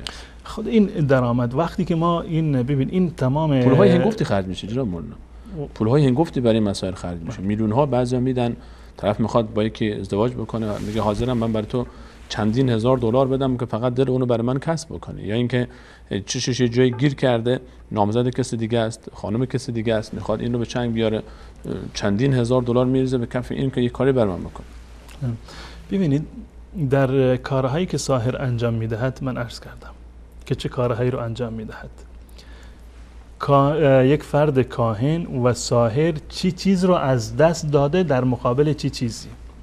ایمان خودش رو از دست داده، قرآن را از دست داده، توهین کرده به قرآن کریم، به احادیث رسول الله صلی الله علیه وسلم، ایمان خودش را، آخرتش را، حتی غیرت و ناموس خودش را زیر سوال برده، حتی غیرت و ناموس خودش رو زیر سوال برده که احیانا این ساحرها هم عرض کردم که حتی با محارم هم باید زنا بکنن تا اینکه درجه سحرشون در واقع قوی تر بشه.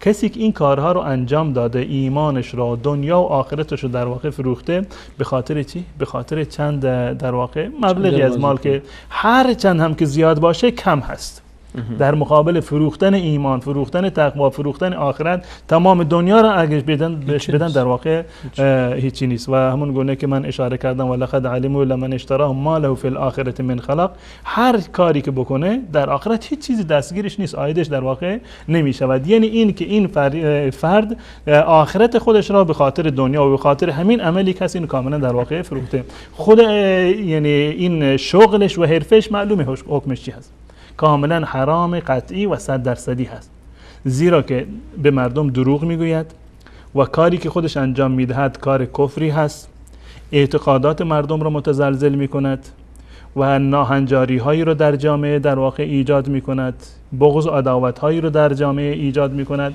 و عملا هم این گونه هست که این ساحر به خاطر اینکه بازارش گرمتر بشود از طرف خود سحر میکند دیگران را تا اینکه مراجعین دیگری داشته باشه، حداقل به عنوان اینکه من سحر شدم سحرم را باز بکن، یا از این موارد. از این هم که بگذاریم، از این کلیات و عمومیاتی رو که بگذاریم، در احادیث صحیح رسول الله صلی الله علیه وسلم یک روایت صحیح و صریح رو داریم از رسول الله صلی الله علیه وسلم که این روایت متفق علیه است، یعنی بالاترین درجه از صحت رو داره. در صحیح بخاری و هم بخاری آورده و هم مسلم آورده. این روایت از حضرت ابو مسعود انصاری هست.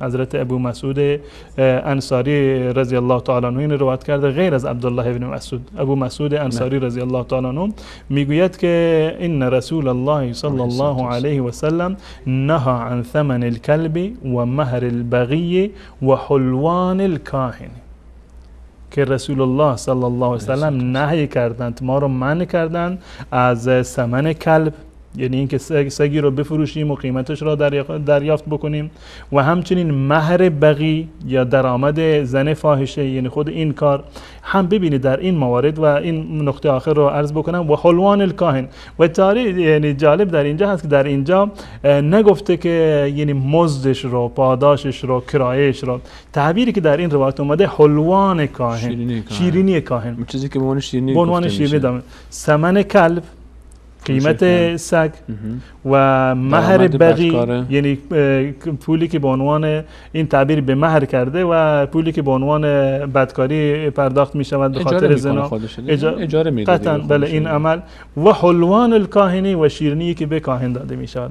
اینها از هر دو جنبه حرام هست، از هر دو جنبه حرام هست. همون کسی که میدهد و همون کسی که این پول رو در واقع دریافت می کند، و هم اون کسی که این مال را میدهد و همون کسی که این کار را در واقع این مال را دریافت میکند، هر دوتا مرتکب کار گناهی شدند و حرام هست. یعنی پول دادن به چنین افراد و برای این موارد به تصریح این حدیث رسول الله صلی الله علیه وسلم و با توجه به عمومیات و کلیاتی که در قرآن و حدیث رسول الله صلی الله علیه وسلم بیان شده، اهم از اسراف و تبذیر و خوردن مال مردم به ناحق و صرف کردن مال در موارد ناحق و بقیه مواردی که وجود دارد. پس بنابراین پولی که به کاهن داده می شوند، این عمل حرامی هست.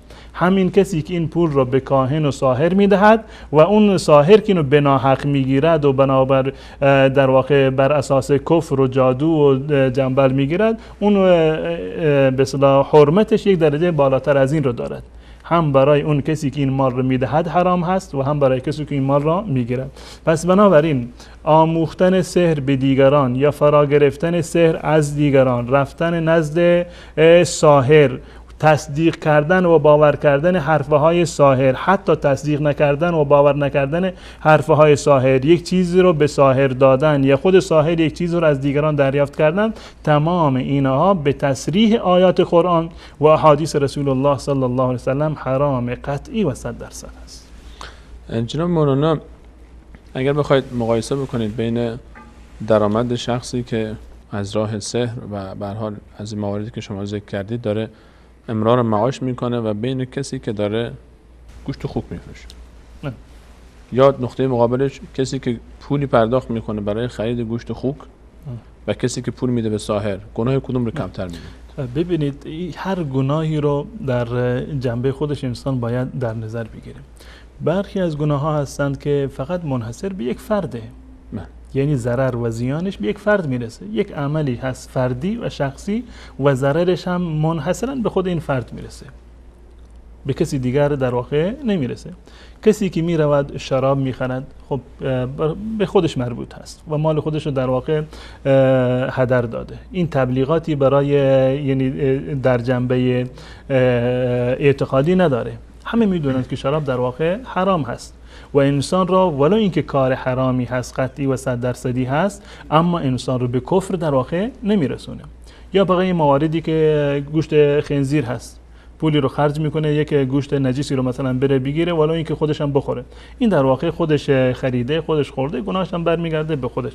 اما کسی که در واقع نزد یک کاهن میرود، همون گونه که من قبلا هم اشاره کردم، این در واقع یک تبلیغاتی رو میکند برای این کاهن.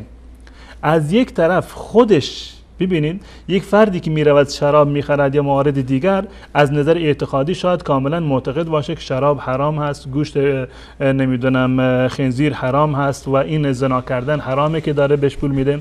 اما شخصی که میرود نزد یک فرد کاهن، این معتقد هست و باورش بر این هست که این فرد یک چیز رو از علم غیب خبر دارد، صاحب دخل و تصرف هست. این یک بحث اعتقادی هست و گناهان اعتقادی و گناهانی که انسان را به کفر و شرک میرسن از گناهان غیر اعتقادی که گناهش و ضررش منحصرا به یک فرد میرسه درجهشون به مراتب کاملا بالاتر و بزرگتر هست و بدین خاطر است که بزرگترین گناه کفر هست و بعد از آن گناه شرک هست و بعد از آن گناه سحر هست. الله تعالی همین ما شما رو و امت اسلامی رو نجات بده از این مشکلات و مصیبت ها.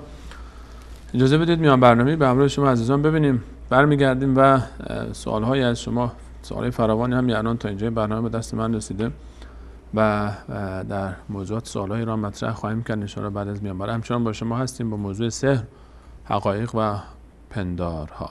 با ما باشید همچنان.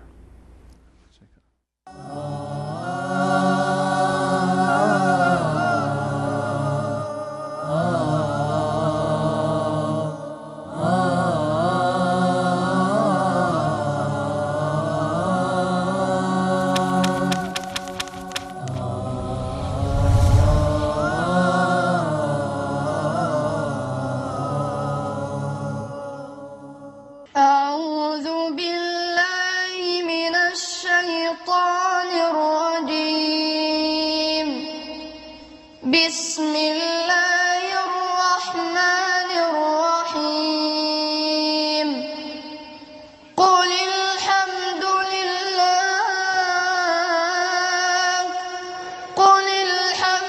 لله وسلام على عباده الذين اصطفى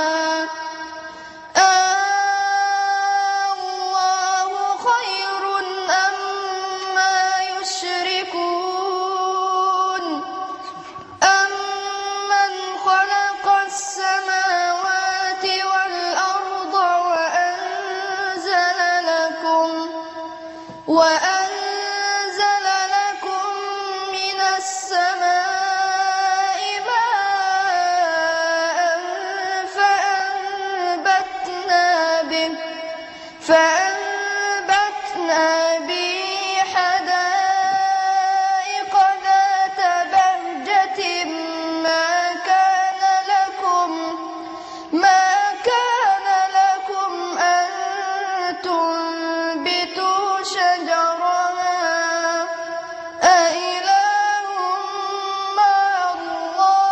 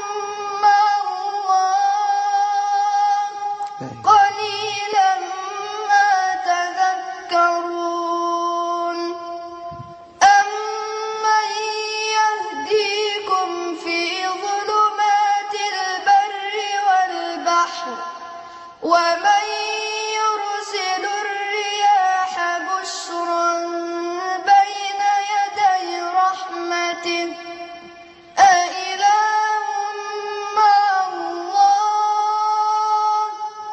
أإله مع الله تعالى الله عما يشركون أمن يبدأ الخلق ثم يعيده أمن يبدأ الخلق ثم يعيده ومن يرزقكم من السماء والأرض أإله مع الله أإله مع الله قل هاتوا برهانكم إن كنتم صادقين.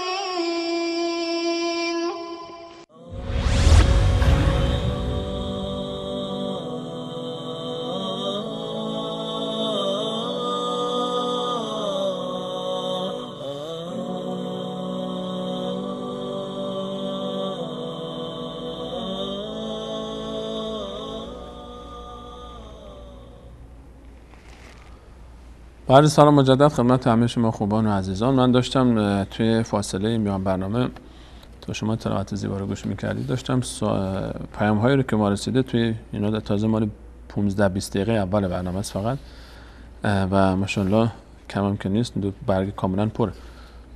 چند تایی به عنوان نمونه سوال های عزیزان رو مطرح بکنم.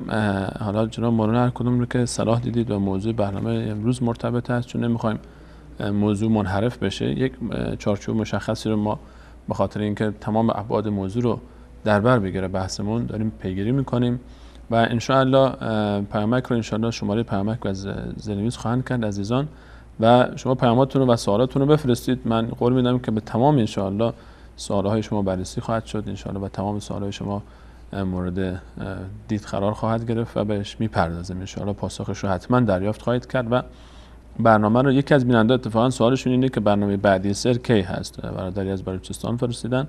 ما برنامه زندهمون در پنجشنبه ساعت 7 شب به وقت مکه مکرمه، 7:30 به وقت تهران و ساعت 8:30 به وقت کابل و ساعت 9 شب به وقت دوشنبه و اسلام آباد پخش میشه و در هر روز پنجشنبه ها سفره دل برنامه زندهش این موقع هست و باز تکرارش رو هم ان شاء الله شما میتونید ساعت تکرار این برنامه رو متصل بعد از پایان این همین برنامه‌ای که هست ساعت تکرارش پخش میشه، همیشه میتونید ان شاء الله باز نگاه بکنید. عزیزی پرسیدن که خیلی از سوالها منحصر میشه در راه باطل کردن سحر. من فقط به مفهوم اشاره میکنم. اگر کسی سحر داشته باشه با چه دعایی باید اون رو باطل بکنیم، و اگر کسی مشکل جن زدگی داشته باشه راه درمانش چیه، چگونه میتونیم ما مشکلات سحرمون رو باطل بکنیم و امثال ذالک. و بعضیا سوالای دیگری که پرسیدن، برادری پرسیدن که من حدود 2 ساله که رابطه جنسی ندارم و تمام دکترها هم رفتم و به نتیجه نرسیدم، اگر سحر باشه چی کار بکنم؟ و در همین باب باز آیا کسی که سوال دیگه آیا راهی وجود داره که انسان جن رو ببینه؟ ایشون زیاد علاقمند ظاهرا که جن ببینن. آیا آیه وجود دارد که جن رو ببینیم؟ زیاد فکر نمی کنم صحنه جالبی باشه که شما انقدر علاقمند دیدنش هستید. به هر حال اینها رو ان شاء الله من نمونه ذکر می کنم. سلام، زمان نوجوانی در خواب جن زده می شدم، الان نه. آیا به خاطر خوندن قرآن یا نماز بوده؟ و مثال سوال دیگری که هست درباره برخی از افرادی که تعویض نویسی دارن. عزیزی پرسیدن که من 2 سال احساس میکنن که مورد ضرب و شتم قرار میگیرم و میخواستم که برام جواب بدید و دلایلی هم برای این ذکر کردن، دلایلی هم دارم. بعد وقتی میگن وضو میگرفتم عبادت میکردم احساس میکردم که مشکل برطرف میشه. به هر حال این سوالا من نگه میدارم، من همین سوالا رو نگه میدارم. ان شاء الله پیام های شما هم که برسه حتما ان شاء الله اینا رو مرتب به پاسخ اینها ان شاء الله در خلال برنامه، اگر بیننده برنامه‌های ما در این برنامه تا آخر و برنامه‌های آتی باشید، ان شاء الله به پاسخ تمام سوال‌های خودتون خواهید رسید و این قول رو به شما میدیم که انشالله تا به سوالهای شما پاسخ ندیم. این قول رو از جناب مولانا هم میگیرم که این برنامه رو، این قسمت ها رو به پایان نرسونیم. جناب مولانا در این باب اگر تا اینجا فعلا شما صحبتی دارید در خدمتتون هستیم که باز ادامه موضوع رو بریم. یکی دو تا سوال هست که در برنامه امروز مرتبط میشه به موضوعات ما. به صورت کلی من قبل از ابتدای برنامه من عرض کردم که مواردی که مربوط به شناخت در واقع نوع بیماری می شود، نوع در واقع سحر می شود و عوارضی که هر یکی از انواع سحر یک عوارض خاصی رو دارن در واقع و راه درمانشون رو و قبل از این هم راه پیشگیری و هم پیشگیریش رو و هم راه علاجش رو چندین صورت وجود داره و چندین قسم و انواع سحر وجود داره. هر یکی در واقع یک درمان جداگانه و مشخصی رو دارند. اینها رو به صورت گسترده انشالله در هفته نمیدونم آینده بشه یا بعد از در هفته‌های آتی که انشالله موضوع ادامه خواهد داشت به پاسخ خواهیم رسید. بله. و عزیزی که گفته بودن 2 سال هست که رابطه جنسی نداره، بله این هم میتونه یک از موارد سحر باشه. منتها ضعف جنسی بر 2 نوع هست، یکی طبیعی و فطری، شخص خودش بیمار هست، یک علل و مشکل جسمی داره، مشکل جسمی داره و یک علت‌های شناخته شده داره که این با رفتن پزشک مربوط به این قسمت میشه.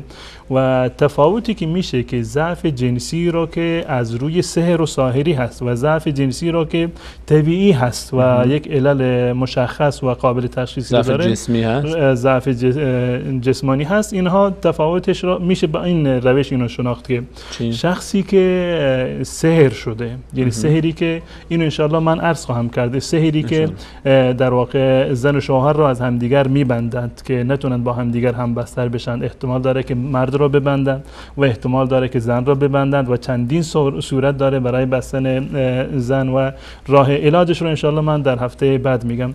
اما خود شناخت نوع این بیماری و ضعفش این گونه است. اون کسی که ضعف جسمی داره و ضعف جنسیش بر اساس عوامل جسمانی خودش هست، این در واقع این ضعف رو همیشه داره، این ضعف رو همیشه داره. این گونه نیست که امروز یا مثلا تا دیروز مثلا یا خوب بوده و امروز فقط مشکل داره. این در طول این دوران همه در واقع این مشکل رو داشته و اگر مثلا این مقاربت و همبستریش بعد از یک فاصله طولانی تری باشه، مثلا میبینه که مقدار قدرتش بیشتر و تواناییش بیشتر هست. این برمیگرده به همون علم پزشکی. این فرد سحر نشده، جادو نشده، این فرد در واقع خودش یک ضعف جسمانی داره و یک عللی که قابل درمان هست و در علم پزشکی هست. اما یک فردی در بیرون از خانه و در وقتی که دور از هنوز به بستر خواب نرفته و حتی در بستر خواب قبل از اینکه بخواد مقاربت بکنه، میبینه که کاملا سرحال هست، از نظر جسمانی هیچ گونه مشکلی رو نداره و تمایل هم داره و آثار در واقع تواناییش کاملا برایش کاملا محرز و ثابت هست. این هیچ گونه مشکلی رو برای انجام این عمل نداره. توان رو در وجود خودش میبینه، کاملا این توان رو در میبینه و مثل یک انسان سالم است در بیرون خانه، در بیرون بستن خواب، قبل از شروع در واقع عمل مقاربت کاملا سالم هست و هیچ گونه مشکلی رو نداره.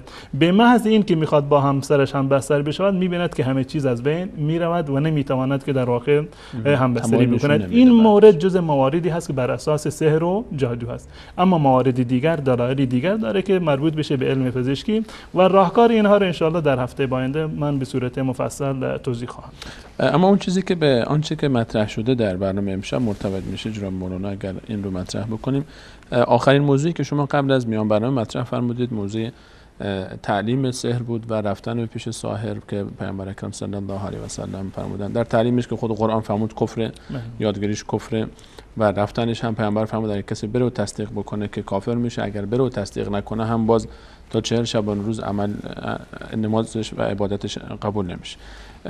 برادری پرسیدن که بعد از این که سلام کردن علیکم السلام و رحمت الله و برکاته، فرمودن که کسی که از روی جهل و ندانسته حرف یک جادوگر یا فالگیر را گوش داده باشد چه حکمی دارد؟ این بخش اول سوالشونه.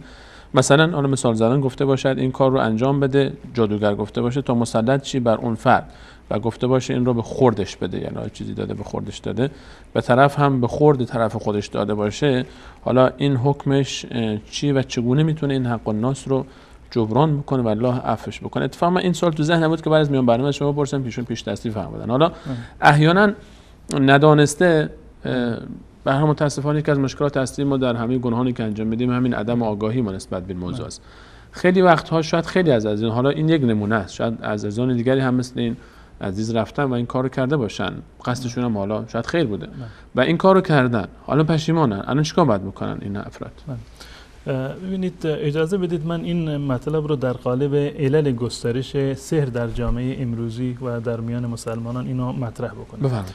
و جهل از نظر شرعی یکی از در واقع عذرها شمرده میشه در مواردی که زیاد تبلیغ نشده و در مسجدی در واقع بیان نشده، در خطبه جمعه‌ای بیان نشده. امکان داره که یک فرد مسلمانی حکم رفتن نزد ساحر را یا حکم خود سحر را یا سحر کردن را یا مشارکت با ساحر را الان در واقع اینو ندانسته باشه. بله. از نظر شرعی چون این انسانی معذور هست و جهل به صورت کلی یکی از موانع تکفیره. جهل به صورت کلی یکی از موانع تکفیر است. بالفرض در مواردی و با اعمالی که انسان کافر می شود، یک انسانی نادانسته و بر اساس جهل یا بدون اراده و خواست خودشون کار را انجام میده، در این زمینه ما حکم نمی کنیم که فلانی کافر شده. منتها در این که کار گناهی رو انجام داده هیچ گونه شک و شبهه‌ای وجود نداره. ایشون یک گناهی رو انجام دادند، چه کفر باشد، چه گناه کبیره باشد، چه گناه صغیره باشد، مرتکب یک گناهی در واقع شده. راهش این است که باید توبه بکنند، تجدید ایمان بکنند، توبه بکنند و از الله متعال در واقع عذرخواهی بکنند، زیرا که این سحر کردن در واقع هم گناهی هست در مورد حق الله و هم حق الناس هست. یک جنبش برمیگرده به الله متعال که شما یک فردی رو تایید کردن همچین آدم فاسق و فاجر و جنایتکاری، این کوتاهی کردن و عدم شناخت الله متعال هست. یکی رو در حد الله قرار دادن هست که باید از الله متعال توبه بکنه، استغفار و طلب عذرخواهی بکنه. و اگر این سحرش در واقع منجر به این شده که اذیت و آزاری به فرد رسیده یا از نظر مادی و در واقع ظاهری بهش مشکلی رسیده و متضرر شده، اینو باید برود جبران بکند. چطور جبران بکنه؟ اگر مالش رو مثلا از دستش گرفته، برود دوباره مالش رو باید به اون پس بدهد. خب اگر مالش رو ببخشید کلام شما، الان بعضی وقتا خب مثلا اگر طرف بره و بگه که من مصیبت این کار برات ایجاد کردم، این مشکل برات ایجاد کردم، شاید بدتر بشه نتیجهش. برگرداندن مال کار سهلی هست. اگر از نظر مادی در واقع ضرر و زیانی بهش رسونده، میتونه به هر نحوی که ممکن هست این مالو به صاحبش بربگرده. یک جوری به حسابش بریزه، یک جوری به صاحبش در حسابش بریزه، نمیدونم در خونهش بگذاره، در ماشینش بگذاره، به فرزنداش بده، به هر صورتی که ممکنه در واقع این مال دوباره بربگردونه. و اگر مواردی هست که می شود اونو مطرح کرد و بهش گفت و مطمئن هست که این موجب یک جنجال بزرگتری، یک در واقع درگیری بزرگتری، یک مفسده بزرگتری نمی شود، خب برود از اون عذرخواهی بکند. و اگر نه منجر به یک مفسده بزرگتر می شود، همون سکوت بکند، فقط از الله متعال در واقع معذرت بخواهد، عذرخواهی بکند، طلب مغفرت بکند. و همچنین برای این فردی که سحرش کرده یا در مورد سحر شدنش همکاری کرده، برای اون هم دعای خیر بکند. و این موردی که در واقع به قول معروف چیز خور کردن یک فردی هست، یا که چیزی رو نوشتن، دعایی رو، آبی رو، یک چیزی رو گفتن بشه بخورانه، این یکی از موارد سحر هست و آثار چنین سحری معمولا در شکم ظاهر میشه و یعنی اینکه بیماری ایجاد میشه و فرد احساس شکم درد دائم میکند یا عوارض دیگری، انواع سحرهای دیگر دارند، به عنوان درد سر هست یا درد یک عضو مشخصی هست که اینها راه ایجاد میکنه. اینو راه علاجش رو انشالله در هفته آینده خواهم گفت. اما در مورد علل گسترش سحر در واقع یکی از مواردش یک همین جهل هست. جهل به چی هست؟ جهل به حکم شرعی در این زمینه. شاید کسی قرآن بلد نیست، یه قرآن بلد هست نمیفهمه که معنی این که و ما کفر سلیمان ولکن الشیاطین کفروا الی آخر، این معنی این آیه چی هست. شاید تا حالا از عالم دین این مطلب رو نشنیده بوده. در یک جامعه قرار داره که سحر کاملا رواج داره و همه میرن پیش ساحر، پس بنابراین این فرد تا الان مثلا جاهل بوده یا حکم سوال کردن ساحر رو، رفتن نزد ساحر رو تا حالا مثلا ندونسته، حکم باور کردن حرف ساحر و کاهن رو تا امروز مثلا ندونسته، یا این که مثلا مثلا در واقع معتقد به این بوده به ناخواسته که این اسباب سعادت و شقاوت را در واقع حقیقتش رو نمیدونسته، فکر میکرده که این ساحر در این زمینه دخل و تصرفی رو دارد، یا این که با حقیقت سحر تا حالا آشکار نبوده، فهمیده که ساحری هست منتها نمیدونسته که این ساحر برای اینکه ساحر بشود و عملش در واقع تاثیرگذار باشه چه کارها و چه کفریاتی رو در واقع انجام میدهد. یا مثلا به خاطر شایعات و افسانه هایی که در جامعه مطرح هست و تبلیغات سویی که وجود داره، یا به خاطر در واقع عدم شناخت اولیاء الله واقعی، تفاوتی که اولیاء الله دارن با اولیاء شیطان. یک فردی رو فکر کرده که این ولی هست، اولیاء از اولیاء الله است، در صورتی که این یک ساحر هست و عدو الله است و ولی الله در واقع نیست. تمام این موارد و عدم آشنایی به این موارد سبب می شود که انسان بره سراغ در واقع سحر و همون گونه که عرض کردم این جهل به این موارد در صورتی که واقعا انسان ندانسته چون این کاری رو انجام بده جز مواردی هست که از نظر شرعی عذر شرعی محسوب می شود.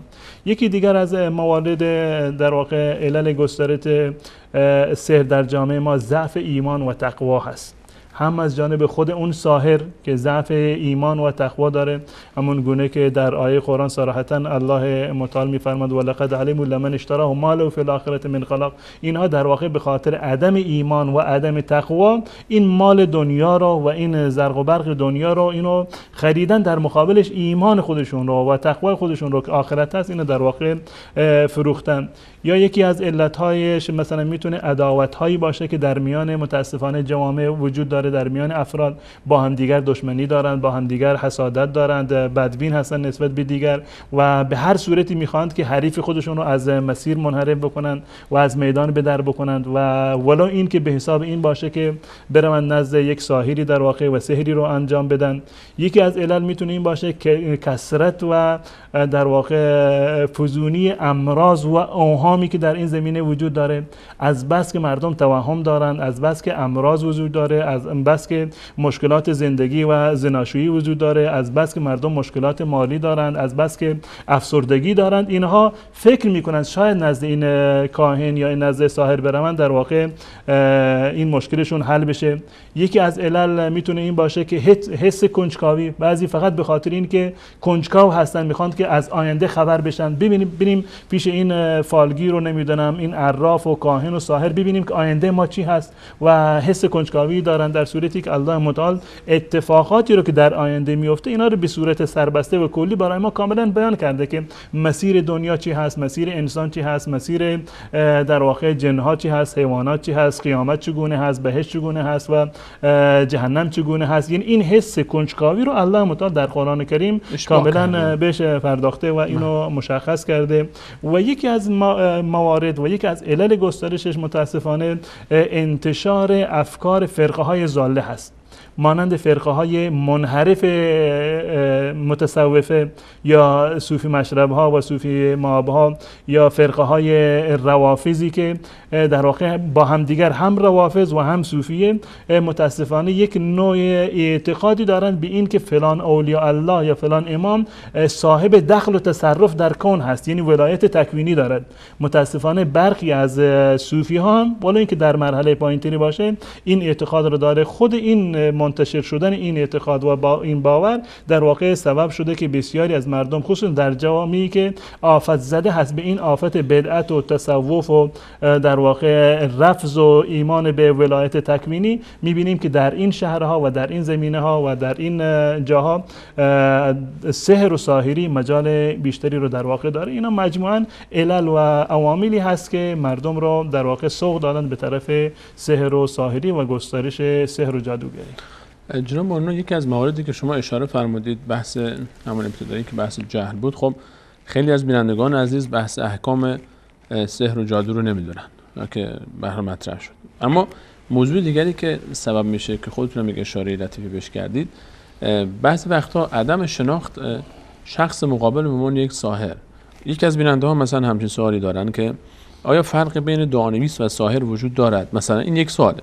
و حالا بعض بیننده دیگری در همین باب سوال داشتن که چگونه مرز دعانویسی مثلا برخی از افراد رو و جادوگران حرفه‌ای رو تشخیص بدیم. مثلا گفته دعانویس دختری رو با پیگیری‌های متعدد شکار کرد و برای خودش گرفت. حالا این ساحر، من نوعی میخوام یک مشکلی دارم، مشکل من حل بشه و احساس میکنم سحر جادوه. خیلی وقتا میرم پیش شخصی که فکر میکنم این شخص انسان خوبی هست، انسان متقی هست، انسان پرهیزکاری هست، ظاهر آراسته و پایبند به سنت و به هر حال شکل ظاهریش خیلی سیمای جالبی داره برای من و احساس میکنم که این انسان چون انسان خوبی هست، چون انسان پاکی هست، میتونه دعایی بکنه، میتونه یک آیه قرآن بنویسه و امثال ذالک برای من مشکلی رو حل بکنه. مرز به تعبیر این بیننده عزیز، مرز بین این دوتا، آیا اصلا مرزی وجود داره در این دنیا، در این مجال سحر، یا نه اصلا همه مثل همه؟ و ما چطور ساحر رو تشخیص بدیم که این انسان ساحر است؟ ببینید، خود این عملیات سحری که انجام میگیره، خود این عملیات به صورت کلی یک نوع ادعیه‌ای هست، یک نوع در واقع ورده هایی هست و هم یعنی بعضیشون گفتنی هست، یعنی هم اعمالی رو انجام میده مانند این که گرهی میزند یا این که یک چیزی رو مینویسد و در کنار این یک چیزهایی رو اورادی هست که اینها رو میخوند بر این. و به صورت کلی در مورد دعا مثلا شما اشاره کردید یا تعویض اشاره کردید که دعانویسه هایی آیا هستند که مشروع هستند، دعانویس شرعی، دعانویس که اهل ایمان و تقوا باشه، ما منکر این نیستیم، هستند افرادی که اهل ایمان هستند. اما قبل از این من این مطلبی که از مطالبی هست که انشالله گشت این مطالب زیاد میشه، ما همه وعده میدیم بینندگان عزیز رو در مورد خود این در واقع دعانویسی آیا اصل شرعی دارد یا اصل شرعی ندارد. آیا ائمه بزرگوار ما امام ابو حنیفه و بقیه ائمه این دعانویسی رو قبول داشتند یا قبول نداشتند؟ دعانویسی به چه شرایطی و تحت چه شرایطی و با چه صورتهایی جایز هست و دعا نوشتن به چه دعاهایی جایز هست؟ آیا آویزان کردن دعا جایز هست یا جایز نیست؟ اینها مسائل خیلی مفصلی هست که من در برخی از سوالاتی که بینندگان در برنامه فتوا کردم مطالبی رو فشرده در این زمینه بیان کردم، اما انشالله در یک از این برنامه‌ها به صورت گسترده تر به این میپردازیم. اما یک نکته رو به صورت کلی من در اینجا عرض میکنم که این فردی که دعا میکند، این دعانویسی که هست و این که ما بهش اعتقاد داریم که فلانی نمیدونم اولیاء الله هست، انسان درویشی هست و انسان با خدایی هست و با الله متعال نزدیکتر هست، این یک توهمه، یک توهم هست، یک اعتقادی هست که چی بسا بر اساس تبلیغات در وجود ما پدید اومده و واقعیت در واقع نداشته باشه. من به تمام بینندگان عزیزمون، به تمام جوانان و به تمام پیران و به تمام زنان و به تمام مردان این توصیه میکنم که هیچ اندازه‌ای به اندازه این که خود شما برای خودتان اخلاص دارید، هیچ دعانویسی برای شما اخلاص نداره. اینو مطمئن باشن. دعانویس و جادو و جنبل اون کسی که درست میکنه میخونه اون به خاطر پول خودش هست. اگر همین دعانویس شما بهش پول ندید چقدر براتون دعا میکنه؟ چند تا تعویض میده، چپه مینویسه، چپه مینویسه که اصلا دیگه مشکلتون بدتر بشه. اما اگر خودتون واقعا اخلاص داشته باشید و خودتون دعا بکنید، همان گونه که این فردی که شما بهش اعتقاد دارید دعا میکند، اگر خودتون با همون اعتقاد دعا بکنید، وقتی میرن پیش یک شخصی که دعا میکند معتقد هستن به این، باورشون این است، اینو به خودشون قبولاندن که فلانی اولیاء الله هست، خدا دعاش رو رد نمیکنه. من قول میدم به شما اگر شما هم با همین عقیده به خودتون این اعتقاد رو داشته باشید که اگر من دعا بکنم الله دعای من رو رد نمی کند، اگر با این عقیده و با این باور دعا بکنید مطمئن باشید که دعایتون قبول میشه. و واقعا این گونه هست. به اندازی که من خودم دلم برای خودم میسوزه، دعانویس و ساحر و جادوگر به هیچ عنوان در واقع اون دلسوزی رو ندارند و فقط به عنوان شغلشون در واقع هست. نمیدونم فرصت چقدر داریم، من 20 دقیقه فرصت داریم. من یکی از خاطراتم رو در این زمینه بیان میکنم و مطلبم این است که اگر انسان واقعا از ته قلب خودش دعا بکند و صادقانه دعا بکند و اخلاص در دعا داشته باشد، مطمئن باشید الله متعال به ما وعده داده شما دعا بکنید من اجابت میکنم. اتفاقی که برای خود من اتفاق افتاد مال چند سال قبل هست، تقریبا فکر کنم 5-6 سالی الان از این حادثه گذشته. من در شهر خودم در سراوان بودم، سیستان و بلوچستان. از مسافرت اومده بودم، ماه رمضان بود و گفتم که برم نماز تراویح یک جایی.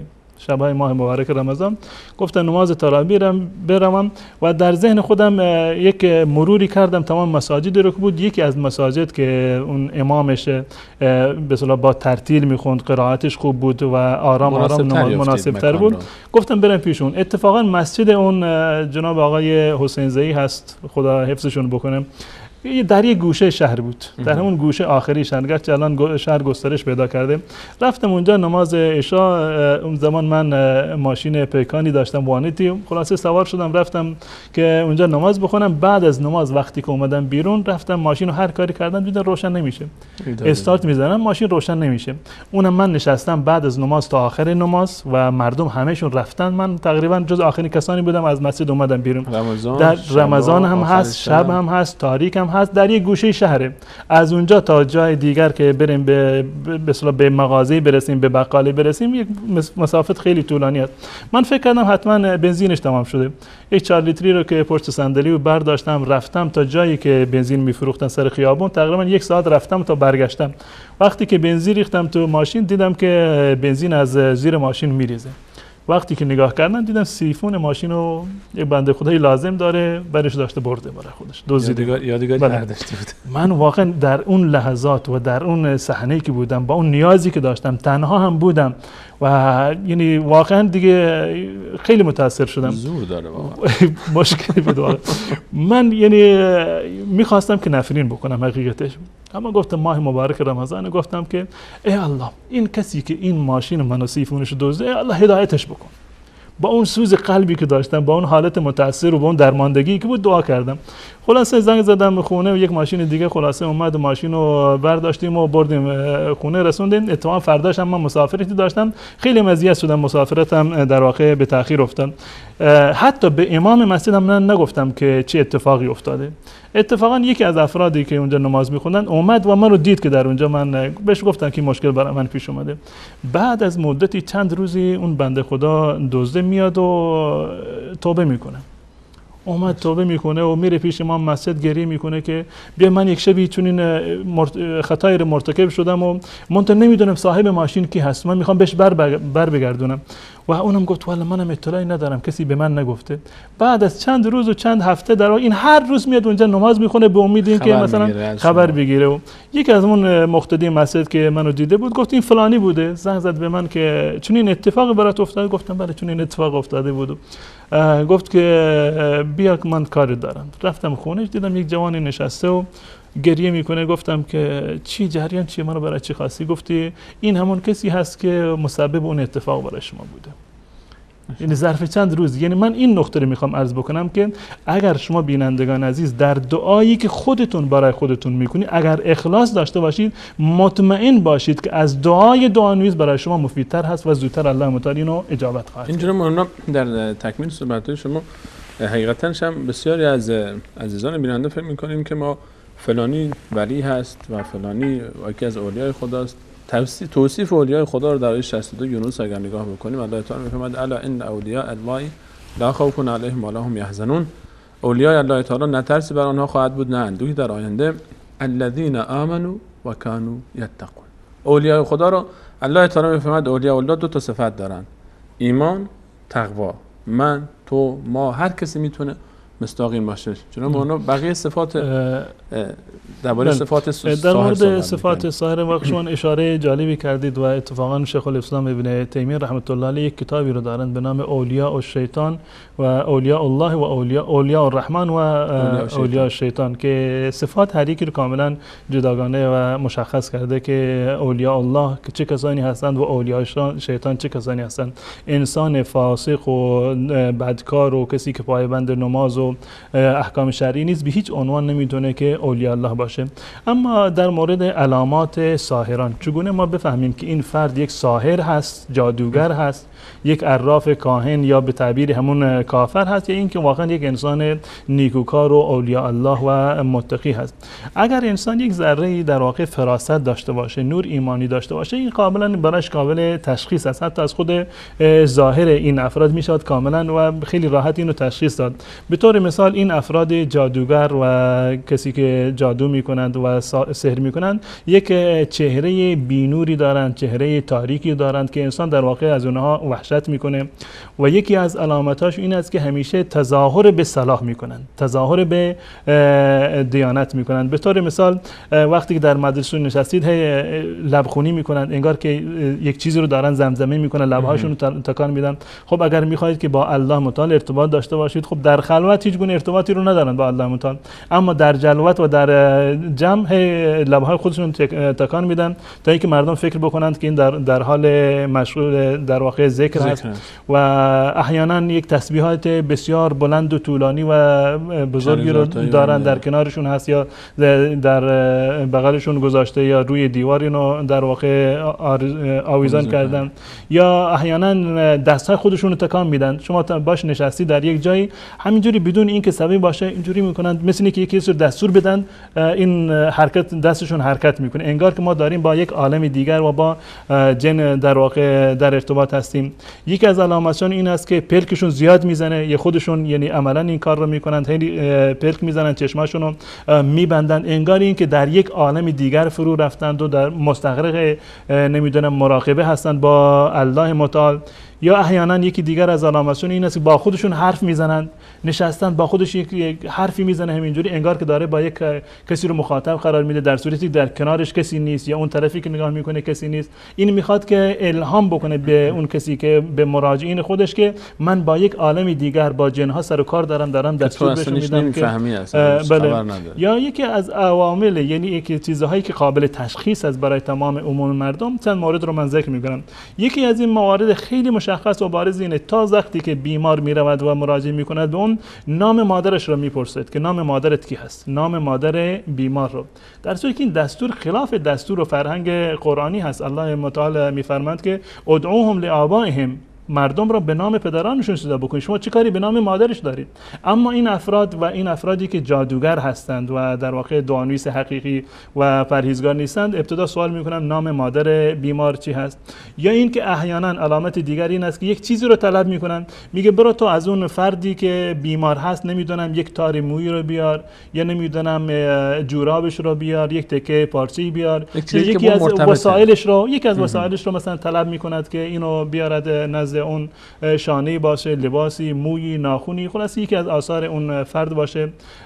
نشانه دیگرشون این است که طلب میکنند که یک حیوانی رو بیار، یک خروسی باشه، نمیدونم بهتر و اولاتر اینه که رنگ سیاهی رو انتخاب میکنند، یک گوسفند و بزغاله سیاه باشه، یک خروس سیاهی باشه، زیرا که رنگ سیاهی بعدا ان شاء الله عرض خواهم کرد این تناسبی داره با ظلمت و تاریکی و این رنگ مورد علاقه در واقع جنها هست. اینو میگیرند به خاطر ذبح برای غیر الله، یا احیانا دستور میدهد که این بیمار رو خونی بکنند. خب خون که نجس هست و حرام هست میمانند به اون بیمار در واقع. یا نوشتن تعویضاتی که آیات قرآن نیست، تعویضاتشون وقتی که نگاه میکنی آیات قرآن نیست، این نوشته‌های کاغذی که می‌نویسن، کاغذی که میدهند اینو نمیدونن در چند جلد اینو قرار بده و روی خودت اینو آویزان بکن، در بعضی میترسون باز نکنی و نمیدونم. این یکی دیگر از علاماتشون هست. اولا خود تعویضی که می‌نویسند آیات قرآن نیست، دوما با خط واضحی نیست که هر کسی بتونه بخونه، بیشتر اعداد ابجد و بیشتر اعداد و ارقامی هست و اشکال هندسی هست، یا اینکه اسماء عجیب و غریبی هست، استغاثه از غیر الله هست، یا نمیدونم یا جبرائیل. قرآن من دیدم کلمات چپی می‌نویسن، همون مطلبی از من قبلا عرض کردم، آیات قرآن را برعکس می‌نویسند، یا احیانا این تعویض رو با نجاسات می‌نویسند و توصیه می‌کنند اگر این تعویض رو باز نکنید، اگر بازش کردی باطل میشه. این یک از آثار سحره. سحر رو اگر باز بکنی باطل میشه، اما تعویضی که تعویض حقیقی هست، آیه قرآن روش نوشته، 1000 مرتبه بازش بکنی بازم آیات قرآن هست، هیچ تأثیری رو نداره. هر ملایی و هر دعانویسی که توصیه کرد که اینو بازش نکنید، اگر بازش کردی باطل میشه، معلوم میشه که یک ریگ در کفش هست و اون در واقع یک دعانویس حقیقی نیست و مشکل داره. این اشکال هندسی هست و حروف و اعداد و ارقامی هست که این تعویض رو نویسن. یا این که در جمعشون وقتی که نشستی یکی دیگر از علاماتشون یک چیزی رو همه میکنن، زمزمه میکنن، زیر زبانی یک چیزی رو میخونن، در همین وسط که حرف میزنه با خودش و لبهاش تکان میخوره و یک ورد اورادی رو میخونه، یک مرتبه یک آیه قرآنی رو، فقط یک تکه از آیه قرآن با صدای بلند میخونه، بعد خاموش میشه. یعنی چی؟ یعنی که من دارم آیه قرآن میخونم، یا میگه اعوذ بالله من الشیطان، بعد با این به اصطلاح همه هست. فقط یک تکی آیه قرآن رو با صدای بلند میخونه که مردم بشنون، باقی ماندهش همه زیر لب هست و یک همه و به اصطلاح بدون صدایی هست که میخونه. یا این که دستور میدهد اینو بر بیمار آویزان بکنید، این تعویضی میدهد اینو باید آویزان بکنید بر بیمار. یا این که این تعویض رو ببرید در یک جای دفنش بکنید تو خونه، یا زیر بالشت بیمار بگذارید، یا توی نمیدونم طوری خودش مشخص نشود. موردی که این بیننده عزیزمون گفته بود اینو به خوردش بدن. اینها تمام عوامل نشانه های این است که این افراد جادوگری هستند. یا این که احیانا دستور میدهد که بیمار رو تنها بگذارید، به تعبیری بیمار رو در بلوچی ما میگن پرهیزش بکنید، یعنی این ببرید در یک جای خلوتی، هیچ کسی با این ارتباط نداشته باشه و در تاریکی مطلق اونو در واقع نگه داشته باشند. یا احیانا دستور میدهند که این بیمار نباید آب به بدنش بخوره. خب مسلمان باید وضو بگیره، باید غسل بکنه، اما چون میخوان همیشه فرد رو نجس و در حالت جنابت نگه دارن، میگه که به آب مثلا دست نزند. یا مثلا میگن یک چیز رو بسوزانید و به مشامش بدهید و دودی بکنید. در کاغذای را تو بعضی آتش میدن، چیزای نوشتن کاغذی هست، دماغش می‌نویسند. یا یکی از داروهایی هست که اینو دودش میکنند که به مشامش برسد. یا این که احیانا وقتی قبل از این که بیمار میاد به شخصی که اومد یک نوع در واقع شناختی رو دارند و از افراد، از شکلش، از شمایلش، از نحوه لباسش تا رسید ها از فلان شهر اومدی، خب اون مشخصه که لباسش از همون شهره یا رنگ و قیافش میخوره. ما فلانی شما از حیله ها و تدابیر هم دارن، خیلی زیاده. شما از فلان قبیله هستید، نه شما فلانی رو میشناسید، به یک صورتی یعنی میخواد وانمود بکنه که من خبر دارم از واقعیت شما. یا این که مثلا میخواهند که افراد دیگر از مجلس برن بیرون، من با این مریض تا اینکه اینو معالجه بکنم. خب مگر افراد دیگر باشن چه اشکالی داره؟ و خصوصا اگر زن باشه، افراد بیرون میکنند و خلوت با زن و نامحرم مثلا.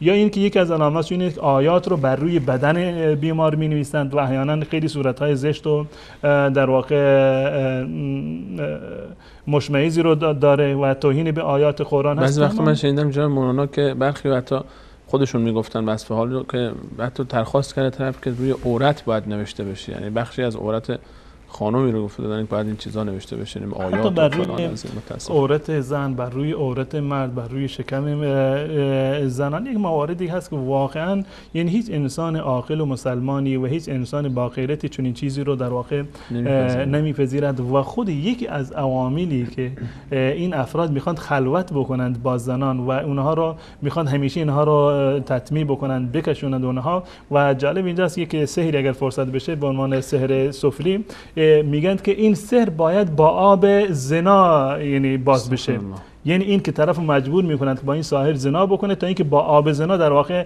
حلش باز بشه. و موارد خیلی از این قبیل هستن. تمام اینها نشانه این هست که این فرد ساحری هست، کافر و جادوگری هست و انسان مورد اعتمادی در واقع نیست. و علامت های دیگری هم هست که همون گونه که شما اشاره کردید ترفندهای خیلی زیادی رو دارن برای اینکه مردم رو در واقع به خودشون جذب بکنند. خیلی ممنونم. من رفیع جان چند دقیقه به ما وقت میدید تا پایان برنامه؟ 3 دقیقه وقت خود قانونی برنامه است. چشم. ما این موضوع طولانی است و حتما بیننده ما خواهید بود در برنامه‌های آینده و ما تازه بحث اولیه و مقدماتی موضوع بوده و اصل خود موضوع انشاءالله ما در برنامه بعد بیشتر راجع به مواردی که ذکر شد اشاره خواهیم کرد و سوال‌های شما رو هم می‌ذاریم برای برنامه بعد. من فقط جناب مولانا یک سوالی که به ارتباط با آنچه که در این هفته مطرح شد در این برنامه نیست، بیننده پرسیدن که با سلام علیکم السلام، حکمت آفرینش سحر توسط الله متعال چیست؟ یعنی الله تعالی نمیتونست که همچین چیزی رو خلق نکنه تا انسان بهش گرفتار نشه؟ ولی ببینید سبب رستگاری انسان، سبب این که اعمال انسان ارزش داره، عبادتش ارزش داره در مقابل فرشتگان، این به خاطر این است که این همه موانع وجود داره در راه انسان. آزمایش میشه، شهوت داره، نفس داره و شیطان بر اون مسلط هست و یک نوع تمایلات جسمانی و در واقع شهوانی داره. کسی که با وجود این موارد میاد راه تقوا رو انتخاب میکنه، این واقعا عبادت ارزش داره. اگر یک فرد نابینایی بیاد و افتخار بکنه که من تا حالا چشمم به نامحرم نیفتاده، خب چه جای ارزشی داره؟ هیچ ارزشی رو نداره که فرد نابینایی بگه که من نامحرم رو ندیدم. این افتخاری نیست. یه فردی که در واقع نمیتونه زنا بکنه بگه من در عمرم دچار زنا نشدم. خب کسی که نمیتونه زنا بکنه این افتخاری رو نداره. علت برتری انسان بر فرشتگان این است که انسان با وجود این همه موانع میرود و پرهیزگاری رو در واقع انجام میده و در مورد خود در واقع فلسفه ایجاد سحر یا شیاطین این صراحتا الله متعال میفرماید در آیه‌ای که من اشاره کردم و ما یعلمان من احد حتی یقولا انما نحن فتنه فلا تکفر. ما مایه آزمایش هستیم. ما به خاطر این هستیم که خوب و بد باید از همدیگر تشخیص داده بشه. مؤمن واقعی و مؤمن غیر واقعی، مؤمن قوی و مؤمن ضعیف، این صورت در واقع مشخص میشه که نهایتا انسان رستگار و انسان در واقع که هلاک خواهد شد اینها باید از همدیگر کاملا متمایز بشه. خیلی ممنونم جناب مولانا، تشکر میکنم از حضور شما در این برنامه و صحبت پایانی شما رو با بینندگان عزیز میشنویم. باز من موضوعاتی که در هفته بعد مطرح خواهیم کرد ان شاءالله مطرح. صحبت که پایان نیست، وقتی که شما ما رو گروگان گرفتی برای چند هفته دیگه ان شاءالله در برنامه‌های آینده من خدمت بینندگان عزیز ان شاءالله خواهم بود و اون چیزی رو که من عرض کردم مستدل از آیات قرآن و احادیث رسول الله صلی الله علیه و سلم هست و این مقتضای ایمان ما مسلمانان هست که باورهایمون و اعمالمون و گفتار و کردارمون اینو با آیات قرآن و احادیث رسول الله صلی الله علیه و سلم بسنجیم و هر کسی را و هر فردی را دعانویسی را اینها را باید در قالب آیات و روایات ما اینها را در واقع بسنجیم و اینها را نمره بدیم که آیا واقعا اهل ایمان و تقوا هستند یا اینکه انسان‌های منحرف و جادوگری هستند که حسابشون با اهل ایمان و اهل تقوا کاملا جداگانه هست و مطالب در این زمینه گسترده است که ان شاءالله در هفته‌های آتی به اون می‌پردازیم. ان شاءالله هفته بعد ان شاءالله در همین ساعت باز ان شاءالله در خدمت شما عزیزان خواهیم بود با ادامه موضوع در هفته آینده ان شاءالله علائم سحر، تأثیراتش و نحوه علاج سحر و اقسام شکل‌های مختلف سحر رو ان شاءالله باز خواهیم کرد با شما عزیزان. باز بحث همچنان ادامه خواهد داشت درباره جن، عالم جن و جن زدگی، راه‌های علاج جن، چشم زخم، راه‌های علاجش، همینا رو به تفصیل ان شاءالله با شما عزیزان خواهیم رفت. میتونید در طول هفته هم سوالای خودتون برای پیامگیر صوتی کانال و همچنین برای اس ام اس که گوشه پایین زیرنویس به هر حال سبز همیشه هست در طول 24 ساعت شبانه روز به جز برنامه‌های زده میتونید به اون هم پیام بفرستید. ان شاءالله در برنامه بعدی سوال‌های شما و اگر فرصتی شد ان شاءالله تلفن ها رو باز خواهیم کرد و به تمام پیام‌های شما عزیزان ان شاءالله پاسخ خواهیم داد. در پایان از الله متعال می‌خواهیم که تمام گذشتگان ما رو مورد رحمت خودش قرار بده و ما رو هم تا لحظه وفات بر راه مستقیم خودش ثابت قدم نگه داره. تشکر می‌کنم از اینکه تا این لحظه برنامه خودتون رو یاری کردید و تا برنامه بعد همه شما خوبان رو به الله متعال می‌سپارم. الله یار رو نگهدارش. تشکر جزاکم الله خیر.